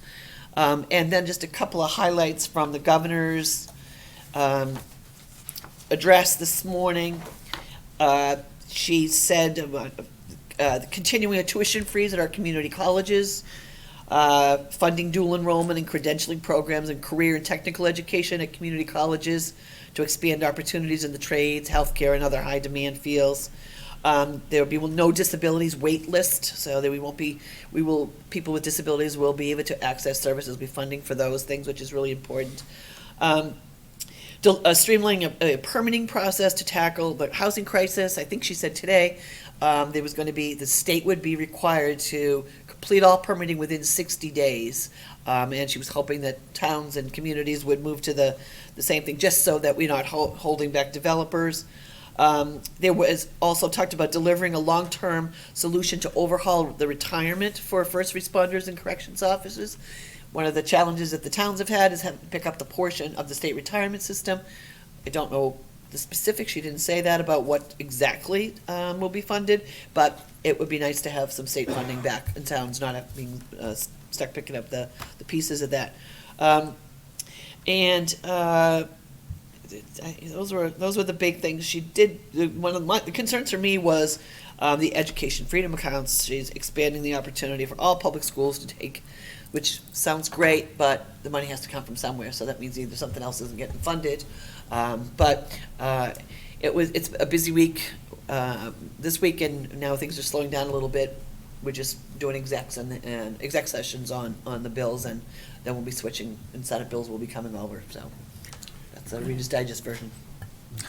Nancy, I know we had a discussion a couple weeks ago, and I don't know the House bill number, regarding a law being presented requiring communities to have a certain percentage of vote for the budget to be accepted. Yep. What's the status of that? House Bill 407 was ITL'd. Okay. It was heard February 10th, and I checked on it today, and it was ITL'd. And just a quick editorial, I know you guys are working hard up there, are on the bail laws. We saw it again this week. You got a guy that he's out, he's got criminal record, he's got convictions for robbery, he robs a bank, and the magistrate lets him out on PR bail. There's something wrong, we can't seem to fix it, it's gotta be reviewed, it used to be so simple, and I'm not, this isn't you, it's just, you see it, it used to be a very simple formula, flight risk and threat to the community, and now I feel like we've overcomplicated it. And I don't know, I think sometimes the board that oversees that, or whoever does, and our legislators should probably review that. Maybe we should go back to our roots, because people are committing crimes and walking out that they shouldn't, they never used to, so. And that's, again, I know you're working hard, and that's certainly not directed at you. Yeah. Oh, thank you. No, I didn't know if you were, where you raised that issue came up actually during session today. And there was a motion made by a member to remove a magistrate in Manchester for the decision she made about releasing and interestingly enough, another member got up and explained that it would be interesting to take a look at the YouTube stream, because I guess it's been determined that the person who was killed in that particular situation was the aggressor, and it was a self-defense situation. So that didn't happen. There was no movement taken on that. And I know that serving on criminal justice, bail reform has been a huge thing. I was not part of that subcommittee, but that was a lot of work it was a bipartisan agreement. And from what I understand is it's only really been in place, all of the parameters have only really been in place since January. So and as the governor said today, New Hampshire's the safest state in the nation. So that there's the balance of, is it magistrates are not taking the action they need to? Is it the bail laws, or is it it's complicated, and it's gonna be a long. And I appreciate that. Yeah, thanks, Barry. But if you rip off a bank and you get PR bail, is that what you said? I'm sorry? You rip off a bank and Yeah. yeah, it makes no sense. Paul, It's been like that I'll let for a you know while. that there is one in your from Maureen, but I believe she just reiterated the 561 and the 578 bill. okay, Should be in there. I don't see it in here. Yeah, but Representative Mooney Okay, Mooney did, and I remember reading 561 and 578. She told us what happened with those two bills. Okay, and thank you, Representative Maureen Mooney. Because I don't have it here, I got either folder. All right, thank you, Nancy. Paul? Just real quick, Finley and I went up to the State House last week to testify on 578 and 561. It was very interesting. On 561, I think I went up there, everybody was going up, saying what they had to say, they were being dismissed and walking away 2 seconds later, and as I'm getting up ready to walk back to my seat, all of a sudden I started getting peppered with questions from a couple of the reps up there about, well, didn't you have tolls? Were the tolls removed? So it's still that issue with the tolls then when they were removed about Continental Boulevard. The other thing that I found was interesting is that we talked, and there are a couple of items that DOT, when we talked to the gentleman about the noise barriers and sound and other things, he said there are some laws on the books related to noise, being motorcycles, mufflers, and the Jake brake on trucks. It's just the state troopers have to be there. Once again, if they're not present, they can't enforce it. And being down 61 state troopers, it's is it the cat, the dog, or who's chasing who? But did find that very interesting. And then the last thing that I found interesting was that they were talking about the turnpikes when we were talking about the barriers. And the representative from Graham, I believe, from Bedford, who wanted to move the toll plaza down just past exit 10, is on the turnpike study to see how they can make it more feasible. And NHDOT, and reviewing NHDOT and the highways, and he's chairing this committee, which I found was like, okay, we got to watch this committee now because he has been having it out for Merrimack for a while.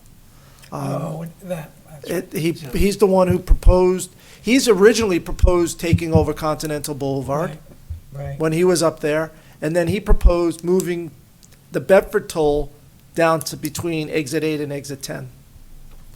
So this is a committee, and I believe it's Representative Graham from Bedford was the Graham, gentleman. yeah. Was it Graham? Graham, yeah, I Graham. don't know his first name. Yeah, Graham from Bedford. So it's just something that we need to ask our legislators to keep an eye on that committee and see where they're going, because it could get Vested interest. a vested interest. Toll on 101? That's all that I You have for my probably get a manager. Thank you, unanimous Paul. agreement. Nancy? You think, to Paul's point, one of the suggestions we were able to make, I think Representative Rung made it at the hearing, was that this is all happening because the state doesn't have money. So they're doing whatever they're gonna do to get money, but we're saying the taxpayer shouldn't be further paying for this. And so I think she began raising the issue of, if you had done the right thing and had tolls at the border all of these years, the sound barriers wouldn't be a problem. You wouldn't be having to turn over sections of land. And the thing is, we said, tolls are user fees. So she goes, if I'm going to use that road, I recognize that I have to pay for it. But it shouldn't be 3 tolls in one town who just didn't happen to have Enough roads. we asked how that happened, and I think it was 1999. I looked up that I found some old town council notes, and we learned that those underground tolls were put in. I mean, there's a lot of money, multi-millions of dollars are spent that of these currently existed toll setups down by exit 2, and all that was finished, and the only thing that didn't happen was that those tolls get put in. So all of the money was put without them ever paying a toll. So that was on my email as well. I said 91,000 people you had in Nashua, and all the Massachusetts people coming over the border for their tax benefits never pay it. But the 29,000 people trying to get to Merrimack have had to pay it in and out of town. So we've more than paid. And so if that money had been, if the state had thought and been fiscally responsible for all of those years, we would not be in this mess. So we should not keep doing the same thing, expecting different results. So Nashua, and we also suggested that Nashua think about what would happen if Henry Bourke Highway, all of a sudden, if we closed down Continental and the state gave them Henry Bourke Highway, what's going to happen? Where are they going to go? How are they going to get to 101A? Exit 8, that whole area down there would be a mess. So there's a lot of thought, and I think that's why we got a little more time, and I think at least that's a step forward. Great, thank you. It's always an issue with tolls and that type of thing, but we have nothing on the consent agenda, nor do we have old business. We've taken care of the first 2 of new business, so we'll move on now for the council to have a discussion and consider amendment Chapter 178-1, the elderly tax exemptions of the Merrimack Town Code. So, Paul. Basically, back in January of 2022, the town council amended the elderly exemption for the exemption amounts because we did a revaluation in 2001, and we inadvertently did not increase what the exemption amounts were for the assessed value.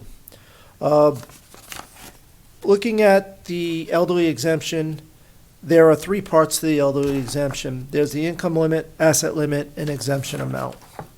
The income limit of $45,000 to $60,000, if you look at where we are based on that amount, we're right there. The average, what I did is I took town's value population that is roughly the same as Merrimack. Some are a little bit higher, some are a little bit lower. And then I looked, when I was looking at this, who's above us and who's below us, where we're looking at the population. So when we were looking at this, I used Manchester, Salem, Derry, Hudson, Merrimack, Londonderry, Nashua, Amherst, and Bedford. While Amherst and Hudson do not have the same assessed value as the town of Merrimack, they're pretty similar. You know, Amherst is one of the towns that abuts us, and Hudson has basically the same land mass as Merrimack. So I used those two communities as well.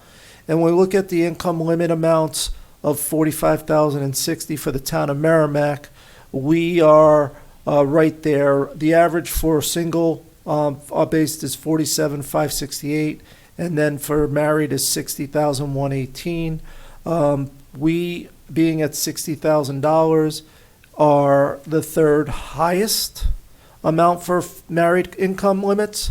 We are at the right in the middle of $45,000 for the single income limit. The next portion of the elderly exemption is the asset limit. And our asset limit is $200,000 both for single and married. That is the highest out of all these communities by far. The average asset limit for these communities is $154,367 for single. Married is $157,700. So we are well above the asset level. Where Merrimack might be lacking a little bit is in the exemption amount, which is the third portion of this elderly exemption. Looking at the elderly exemption, looking at these same communities, Nashua is the highest at $223,000 for elderly exemption from 65 to 74, and $257,600 for elderly exemption 75 to 79, and over $300,000. Londonderry and Nashua are both over $300,000 for elderly exemption of over $880. Merrimack is the second lowest for elderly exemption over 80 at $150,000. We are the second lowest for elderly exemption 75 to 79, and we are tied for the lowest exemption for 65 to 74 at $85,000. Paul, when you say exemption, are you talking about money that's taken off your Assessed value. Assessed Okay. value exemption. The average for 65 to 74 is $128,800. For 75 to 79 is $167,642, and for 80 plus is $219,719. Knowing that we are getting revaled in December of '26, in talking to the assessor, she thought that that might be another great time for the council to take up this elderly exemption amounts in the area of 60, you know, what we offer off the assessed values. What's the pleasure? Any questions I should ask? Peter? Paul, we had a woman come up, I'm sorry, I forget her name, I think it was Barbara. McCormick. Yeah, and, oh, sorry, Barbara, and another lady, and there was recommendations of the asset limit going up to 250. How does that affect us on loss of tax revenue? If we increased the exemption amounts for the three categories, it'd be 2 additional cents that every taxpayer who's not getting the elderly exemption would have to cover. An additional 2 cents. How Per much is thousand. it now?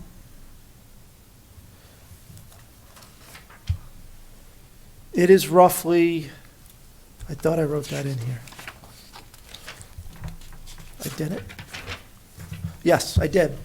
So, one other factor to go along with this is that we have, in 2024, we had 211 exemptions. Of that exemption granted, the value would have been $26,335,000 of assessed value. That would have to be absorbed So it's by less. other people. Okay. Right now, the exemption granted amount was $25,926, which is about 98% of the maximum exemption allowed. We have over 80, we have 108 individuals. And they have the biggest maximum of 16,200 worth of exempt value. They're at 15 million, not $16,200,000 for exempt value. They're at 15,813,400, or 97%. If the exemption were increased as shown on the previous page, it would increase the tax rate for all other taxpayers by 1 penny or 1 to 2 cents per thousand. But that's not now. That would be for next year. But what is it now?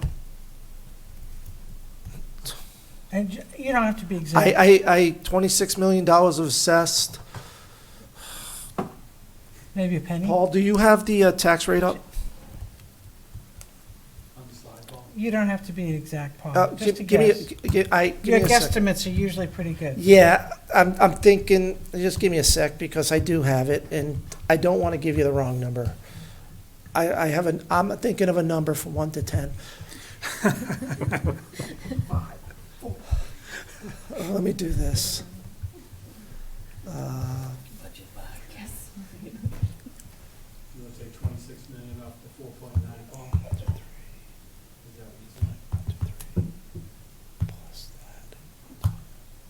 what you Oops. There's smoke coming out of his ears. It's roughly 2 cents. Okay, so presently, 26 million is roughly 2 cents. because of the exemptions we give, the remaining Taxpayers. taxpayers pay 2 cents per thousand on theirs. Correct. Which is, and I'm not complaining. No, it's an additional 2 Okay, cents. so if we are considering future, and we'll get into a debate, I know, if we decide to do it later, it might be an additional 2 cents, you're saying? Correct, Okay. correct. On this, you said 1 cent. I did, yes, it all depends on which one you go with. Oh, I did to the average. If you want to go higher than the average, it's going to be, the amounts that those individuals were talking about raising it to would be more like 2 cents. So 1 cent would be to bring it up to the averages that you Roughly have to on the here. averages, yes. And we said last time it was what, 350,000 is the average? Yes, $350,000 in all. So that's $3.50. Is that correct? 300 times penny? Yeah. Around $3. So the average $3.50. household would pay $3.50 more to help out the elderly. Right. To me, it's a Which is a good no-brainer. perspective to have, exactly. Right, Paul? 1 penny's $3.50?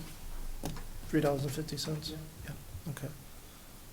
So, Paul, I'm curious, how did this issue come up? Is this something we generated? Is this something, I'm not sure. Jennifer had received. Well, I received a couple of phone calls from residents, and I talked to them about, what are you looking to do?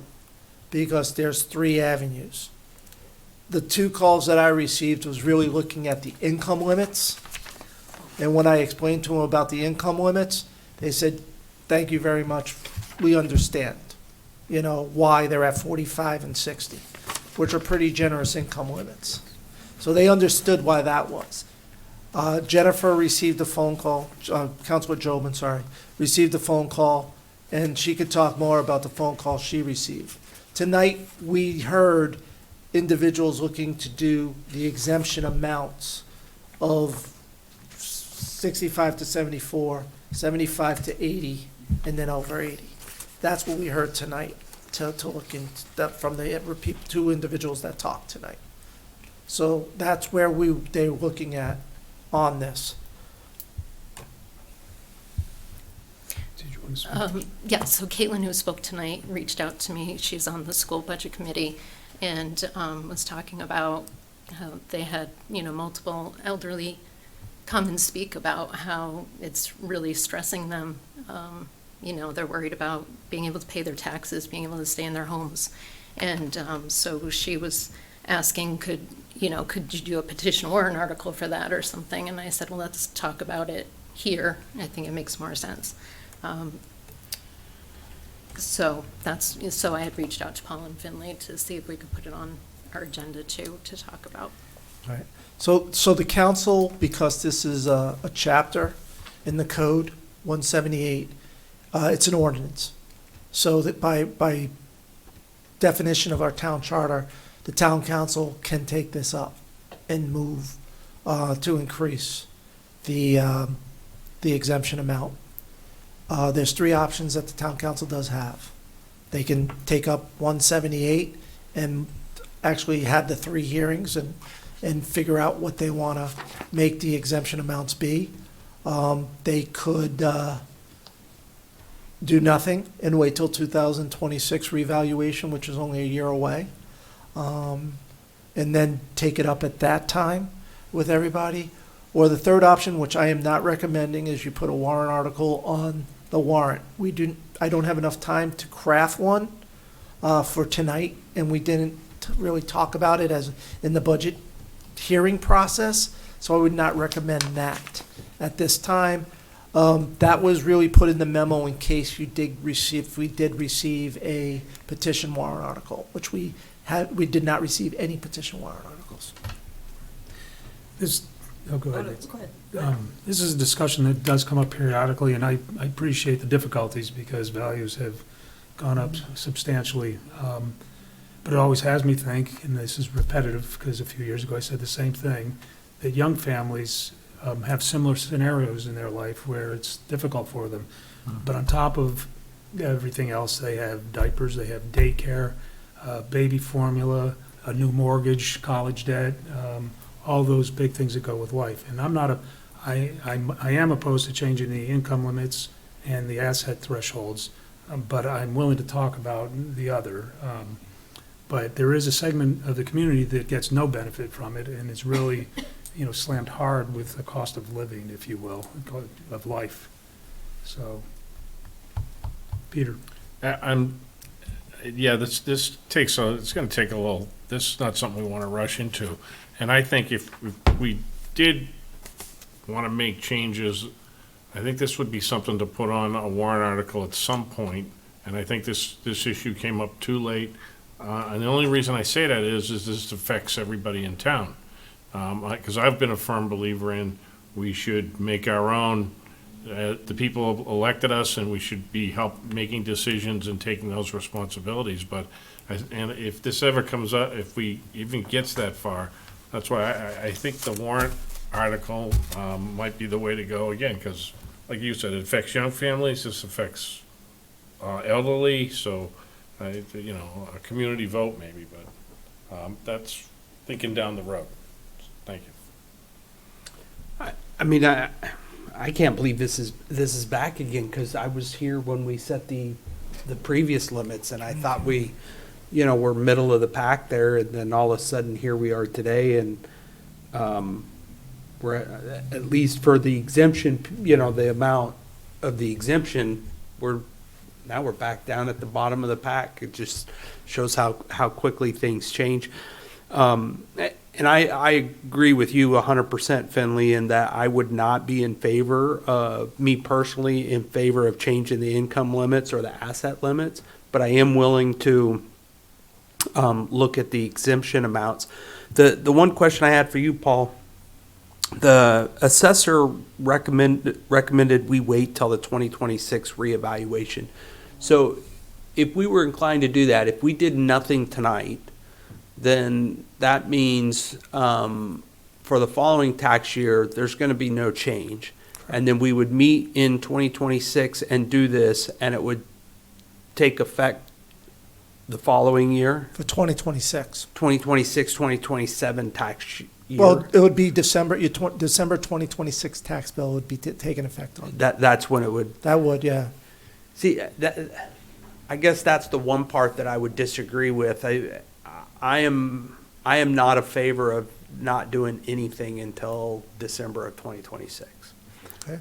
That's just me personally. Again, will of the council. The other thing I'll say is I wish this was not during budget season. Because the one thing that I don't want to confuse, which is why I did not want to discuss ambulance revenue fees, I don't want to mask expenditure problems by talking about revenue and other sources of revenue, right? We should be looking at expenditures and expenditures only during budget season, and I think we do a really good job of Don't make that. it cloudy. Yeah, but the entire town should be focused on that, and all too often, people raise concerns about the budgets of different government entities in town, and they're met with a rebuttal about revenue.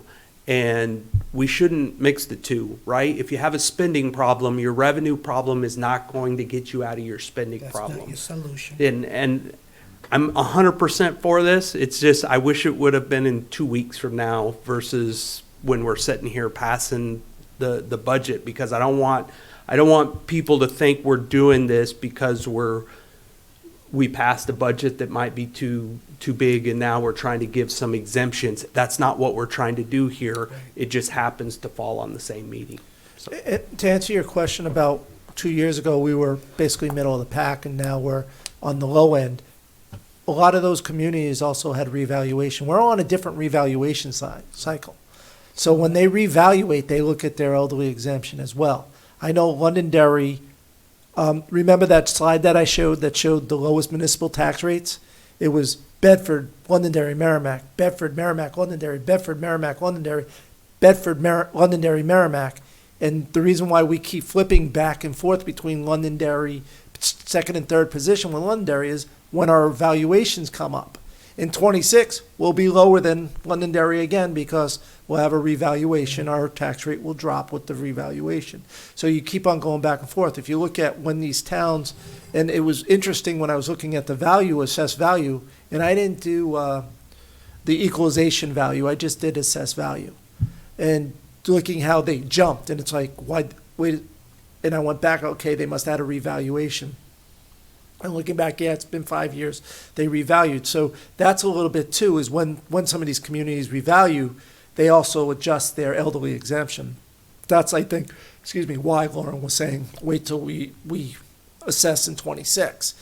We could do it. I could bring it forward later on this, after election, June, July timeframe, as long as it's done before the MS1 is completed in September, if we're not changing the income limits. If you don't change the 4560, you can actually then just, if you're just adjusting the assessed value kind of amount. So they're all due April 15th, is the deadline for people to file. I'll have to check with Lauren, but I believe we can bring those amounts different as long as it's on the MS1 to adjust the MS1 amounts. Yeah, thank you. I agree with what Andy said. The exemption amounts for me, I certainly think there's no question in my mind that we need to adjust those. And I would hope that we wouldn't have to put it off to 26. I would support prior to that time. And I think the elderly population, which I'm part of, my children have reminded me, that we've paid taxes forever. Some of us have had children go through school systems, some haven't. But at some point, your earning potential is not there anymore, and your health isn't necessarily good, and people are trying. They don't want to lose their homes, and I get that. That said, to Finley's point, people I know, my husband worked 2 jobs trying to keep up, and it's a balancing act, and I think we do a really good job of trying to do that. And look how quickly it changed. We just did this, and those numbers changed drastically, especially around the exemption. So I would certainly support changing that, and would hope that we would do it before the 26. By 2026. Yes. Yeah. You're looking at me. I'm just looking that way. You're just in my eyes. I know what Peter and. I agree with what sounds to be the developing consensus. Elderly exemption, I have no problems. How we get to that is certainly a discussion, and I totally agree with Andy in terms of the timing. I'm not comfortable making a decision now because even my mind is clouded. I need to be able to separate it and just have it its own entity. So I am definitely in favor of a strong consideration for that, but just doing it a little bit later. And I will check with Lauren. Lauren is our contract assessor to make sure that if I need to have this before April 15th, that you definitely get it back on the agenda before then, or if it can wait till April, after April 15th. But I will definitely talk to Lauren. I'll send her an email tomorrow and ask her that question and bring it back up. And what I'm hearing is that it is not income limit or asset limit. It is just the exemption exemption. value. So if these people qualify for the exemption, if we increase those exemptions, what are we looking at? And I'm just assuming that everybody is paying a little bit in taxes. So, for instance, if we're only giving, what is it, $185,000, they're in a $300,000 home, so they're paying that extra $115,000 that if we raised it to the average, they would be able to absorb that. But as you can see in the numbers, the 65 to 74 and 74 to 79 are definitely maxing out on the exemption amount. The over 80s are not. They're there. 97.61% is a good percentage of it, but there are some that are maxed out, but there are others that there is some room for them to get an exemption. And I think I just want to clarify that, and not to speak for everybody, but at least for myself, the reason why I'm saying I would not be in favor of changing the income or the asset limit, what folks probably are not seeing at home is we are already on the high end. Our income level and asset levels are already number 2, number 4, right in that area. So that's the reason I think most of us are saying wouldn't be in favor of changing that, is because we're already above the average. And just so people are aware at home too, that $200,000 does not include your homestead up to 2 acres. So that's your other investments, that's your 401ks, that's your pensions. Those are your other exemptions at 200, and that is one of the highest ones in the state. So especially at the towns I looked at, we're definitely well above the asset limit. Right. So So we'll visit this, Revisit. was it April 1st or April 15th? You said April 15th. I think it's April 15th. Okay, I thought it was April the 1st. 15th, yes. It's on the, well, she has Barbara, I looked at Barbara because Barbara showed me that she has the exemption form, and it says when it's due, so. Perfect. That's why I looked at her for it, but I believe it is April 15th. Yeah, It's, okay, yeah, it's, she said it it's was. not only tax day, it's Because exemption a lot of filing A day. lot of things come up April 1st, though, I Yeah, believe. yeah, everything has to, for values, I think it retros back to April April 1st. Yeah, maybe that's what. it Because is. everything's as of the value as of April 1st. Right, okay, so that's the plan. All right, thank you. All right, thanks. On my agenda here. Yes, item 4 under new business, the review of the 2025-26 default budget. I know you guys are sick of hearing me talk, so Paul's gonna take this one over.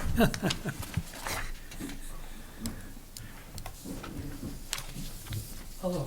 Hi, Paul. Hi, Paul.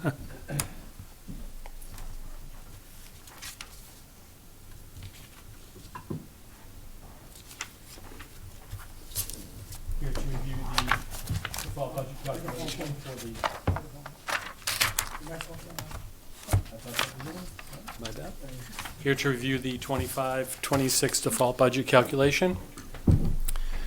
So we start off by taking last year's Article 4 budget, which was the operating budget, which of course we, as you all know, we got the default budget. It was the slimmest of margins. I believe it was by 26 or so votes that we didn't get our budget. So here's the calculation. We start off with Article 4 default budget amount of $38,484,241. And then we add in the 3 warrant articles for the union contracts that were passed last year. And you'll see those in the 24-25 budget, the $59,000, the $293,000, and the $84,000. Add that to the $38,484, and it gets you to, sorry about that, and it gets you to the 38,922 adjusted total. Bring that up to the top of the 25-26 budget column, and then you add in all the contractual obligations for the union contracts that have already been voted on by the voters of Merrimack. The 100,000, the 80,000, the 82,000, the 38,000, and the 170,000, and the 54,000. That represents our 6 union contracts in town. Then, according to the formula, you break out things that went down from last year, and that's, as Paul had mentioned earlier in the budget analysis, we had a decrease in health insurance of about $11,000. NHRS also went down. That was about an $87,000 decrease. Workers' comp went up by about $38,000. The other thing that we had in there contractually we're obligated for is the tipping fees. And again, as Paul mentioned during the warrant article, for the operating budget, that increase is about $154,000. The other thing you do is you adjust for one-time purchases, and in 24-25 we had one-time capital purchases and the capital expenses in the amount of about $50,000, so that comes off your default amount. The last calculation is in regards to debt service, so you subtract out what you paid in debt for 24-25, and then you add in what you're going to pay in debt for 25-26. And when all is said and done, we end up with a default budget, which will go before the voters in the operating budget warrant article of $40,808,242.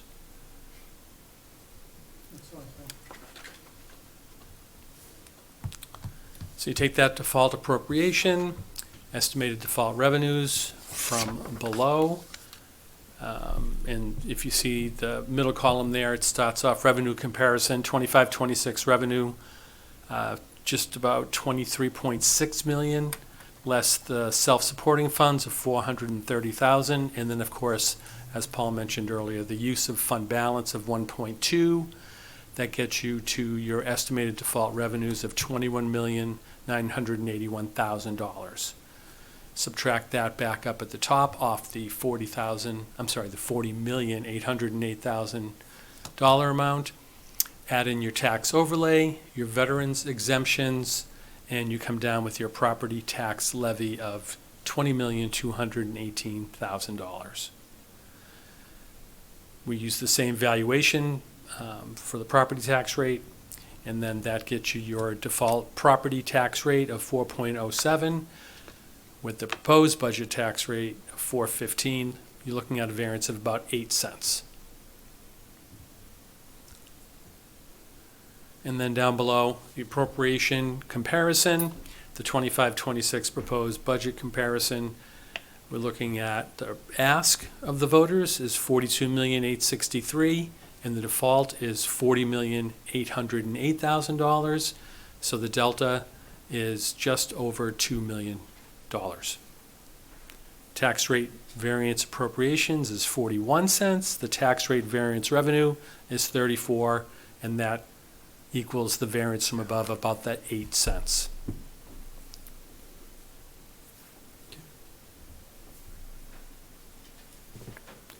Any questions? No? Good. So,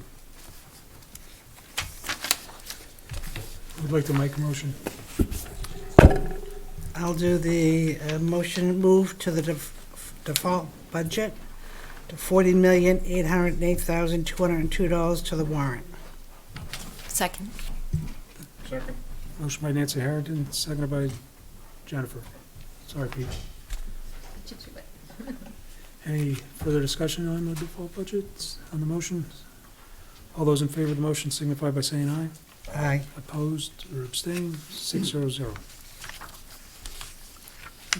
And we just want to give the plug of the dates again. Deliberative session, Wednesday, March 12th, 2025, 7 p.m. at the James Mastrocola Upper Elementary School, all-purpose room. And annual voting day, Tuesday, April 9th, 2025, 7 a.m. to 7 p.m. at Upper Elementary, St. John Newman Church, in the Merrimack Middle School. Excellent.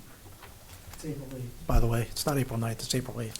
I was just gonna, It's April 8th. I want to see if anybody catch it. It's April 8th. I'm here and putting it, I'm going, something's wrong with this picture. Thank you. Thanks, Paul. Like you said, we have to emphasize that again a couple more times. Yeah, it's April, it's April 8th, Tuesday, April 8th. Elections, that's what I had it down. Yeah, Tuesday, April 8th. Alrighty. So, next item we have is the review of the 2025 warrant, and are we gonna be? Yes, that's where we are, so. Okay, and basically, this is where the town council will make two motions. One is to put your recommendation on each money article, 2, 3, 4, 5. Will not put a motion on 6, which is the town forest harvesting. Recommendation on that Article 6. And then you'll move each one of the warrant articles to deliberative session. Okay, so the first one then is the one that has no impact to the town, but it's the, Pennachuck Square.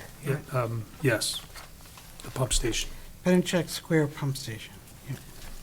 So if somebody'd like to move to recommend it? Yeah, Nancy, thank you, Jennifer. I move to recommend Article 2 to the town warrant. Motion by Nancy Murphy, Second? seconded by Nancy Harrington. All those in favor of the motion? Opposed, abstained, 6-0-0. You want to do the move to the deliberative session? So moved. So moved. Nancy Murphy, seconded by Nancy Harrington. All those in favor of the motion to move Article 2 to the deliberative session signify by saying aye. Aye. Opposed or abstained, 6-0-0. Article 3 is the operating budget of 42, I was ready to read the 43, knowing better, of $42,863,616. Move to recommend Article 3. Motion by Andy, Second. seconded by Nancy Murphy. Any discussion on it? Call the question, all those in favor of the motion signify by saying aye. Aye. Opposed or abstained, 6-0-0. Move to recommend, or move Article 3 to the deliberative session. And a motion by Andy, seconded by Nancy Murphy. All in favor signify by saying aye. Aye. Opposed or abstained, 6-0-0. Article 4. So Capital Reserve Fund, expendable trust, what do I want to say, deposits. Capital Reserve. Yep. I'd like to move Article 4, recommend Article 4. Second. Motion by Nancy Harrington, seconded by Jennifer. All those in favor of the motion signify by saying aye. Aye. Opposed or abstained, 6-0-0. I'd also like to move Article 4 to the deliberative session.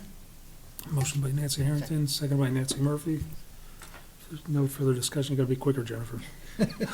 Call the question, all those in favor signify by saying aye. Aye.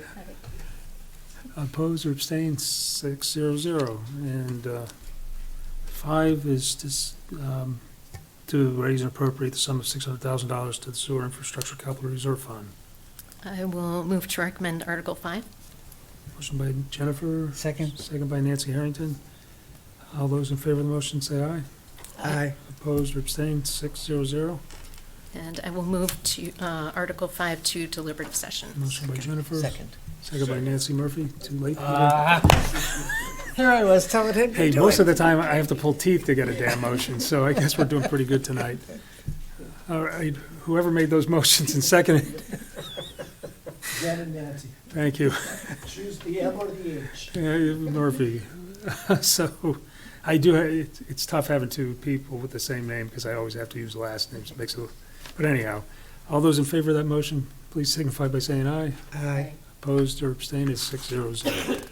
And we have one other, just somebody would move Article 6, which is the town forest cut, to the deliberative session.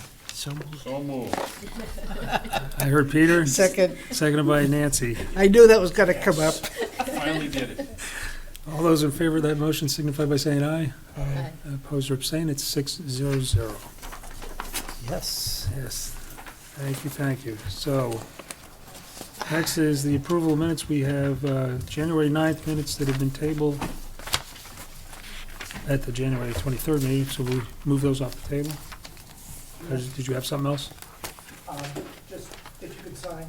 Oh, the okay. last 2 pages of the warrant, and we'll put the If you can sign the last 2 pages of the warrant, we'll put all the seals on it, and I'll make sure that the votes tonight get That's for all of us. Yeah, it's for all of us. into the warrant itself, printed warrant. Yep. So we'll have that. If you just sign that, that'd be great. Thank you. Should we take just a, Well, Just we take can. a second. All right. I move to take the January 9th, 2025 minutes off the table. Second. Motion by Nancy Harrington, seconded by Jennifer. All those in favor signify by saying aye. Aye. Opposed or abstained, 6-0-0. All right.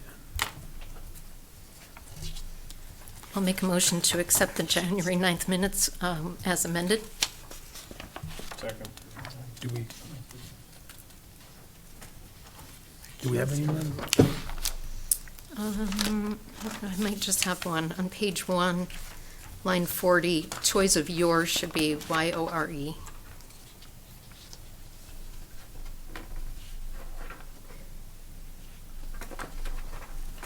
Say that again? I'm sorry.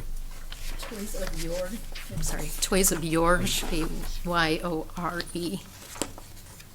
On line Thank you. 40. Yep, got it, thanks. Is there anything? Your Y-O-R-E. Just Y-O-R-E, like your as in It's Old the English. olden days. Is it Old English? You are. All right, if there's nothing further, you had made the motion to accept the amended minutes. Second. Yeah. Motion by Jennifer, second by Nancy Harrington. All those in favor of the minutes of January 9th, Aye. signify by saying aye. Aye. Opposed? Abstain? Guess we're all good. 6-0-0. Wasn't sure if Andy, we're good? Yes. No, thank you.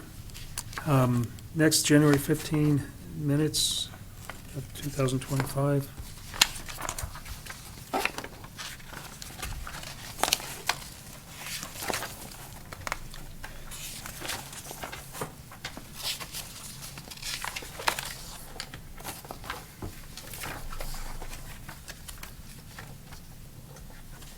Did you see anything? Well, look at it. I'm waiting for Jen. Jennifer, the editorialist here. I just had a question where it says public comment and then it goes into Paul talking about, should that not have public comment title or does it matter? Yeah, It's that's, line that's 14. peculiar.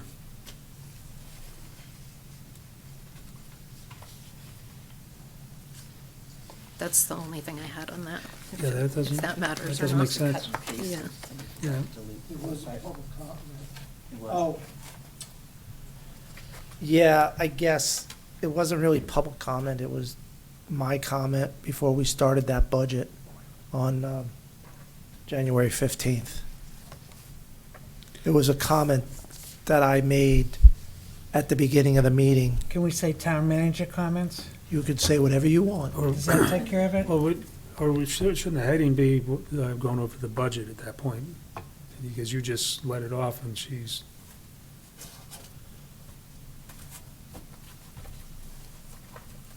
Budget discussion, I mean, it doesn't matter to me. You could put manager's comments. I mean, should it say public comments, none? And And then whatever the title was of that segment.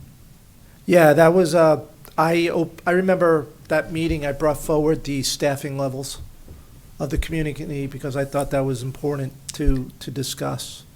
And that's what that really comment was about. It didn't really relate to wastewater or DPW. It related to the whole budget and the whole staffing that we had at that time, the comparison. So I How think about we town had no, manager report? we had no public comments. It was just a briefing that I gave to the council related to budget staffing. So town manager report. Could have that. So we can put Yeah. public comment, none. Yeah, because we did have public comments at the beginning of Right, each. and then underneath, town manager report. Does that sound okay? Yeah, that sounds good. Right, that works. Right. Is that it for, I move to approve the town council minutes of Wednesday, January 15th, 2025, as amended. motion by Nancy Harrington? Second. Seconded by Nancy Murphy. All those in favor of the minutes of January 15th signify by saying aye. Aye.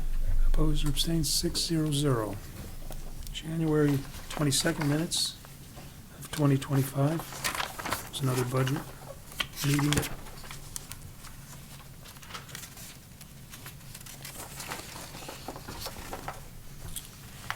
On page 2, under the library, it says Yvette Hauser and said all this. I believe that was Deb Covell, the chair of the library trustees. You're right. That was with her, but I believe most of what was said here was by Deb. I believe you're right, Jim. She came up, they sat together, did they not? So correct. we should probably put both their names. Right. Yeah. Deb Colville and Yvette Kauser? Yeah, because they were Yeah. both there to present Yeah. it. Yeah. But you're right, Deb's the speaking, yeah.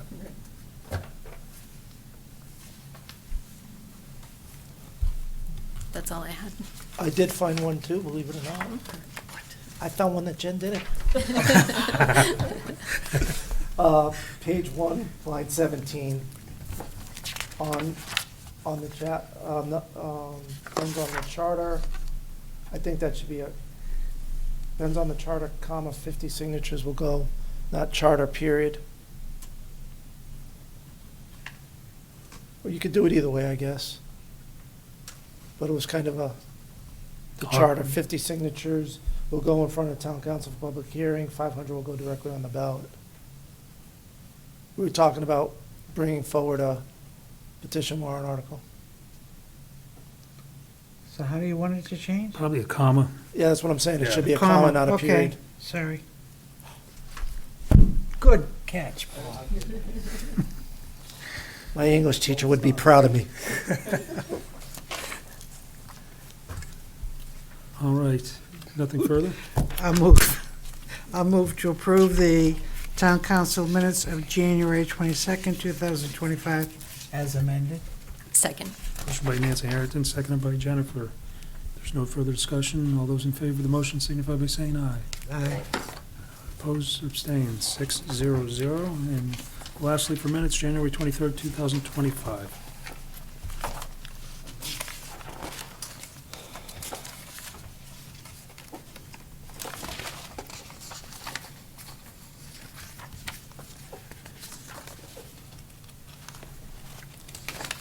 I have nothing on this one. So what's the pleasure?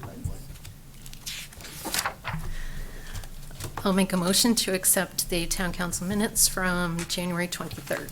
Second.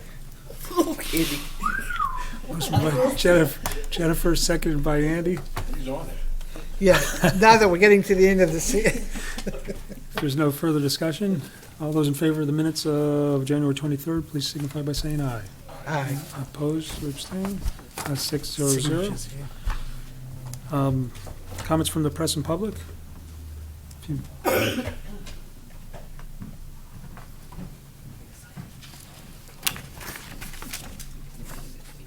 I just wanted to thank everyone for listening to my comments. And I just had one other comment to make is if this whole town can operate at like $40 million, I don't understand why the school budget is like $98 million. Do you want a pen? It just blows my mind. I understand the education of the students, and I never had any children in school. And I know that parents want to have better for what they went through when they went to school. They want better for their kids. I get it. I'm willing to pay my fair share, but 74% of the property taxes for school and education, I'd rather see that go to police or fire. I don't know, but thank you for your time. I appreciate it. Thank you, Welcome. Barbara. Thank you for waiting. See no further. See no further comments, comments from the council? Peter? Just want to give a shout out to Matt Gasparius and his staff, and the MPD volunteers for the Winter Carnival. It was a nice showing, a good time, job well done. And also to the DPW. They've had a series of storms come through, and they've done a nice job. We take for granted when we can get out of our driveways in 2 hours after a storm. It's sick, depending on what we get, but they do a fantastic job. I agree. Agree. Jennifer? I just want to give a shout out again to all of the department heads and their staff for all of their hard work, and Paul and his staff on the budget. So they did a good job trying to keep costs down, so thank you. Thank you. That is true. They come in with that mindset. There's, they're generally pretty straightforward and make our job easier, I'd say. It's a need budget, Yeah. and that's what we've been driving into department heads since 2011. Let's put our needs forward. No, very good. I do appreciate it. Concur with everything you said, Jen. Thank you. Motion to adjourn? Motion by Nancy Harrington, Second? second by Jennifer. All those in favor of adjournment signify by saying aye. Fine, second. Opposed or abstained? 600. Thank you, everybody.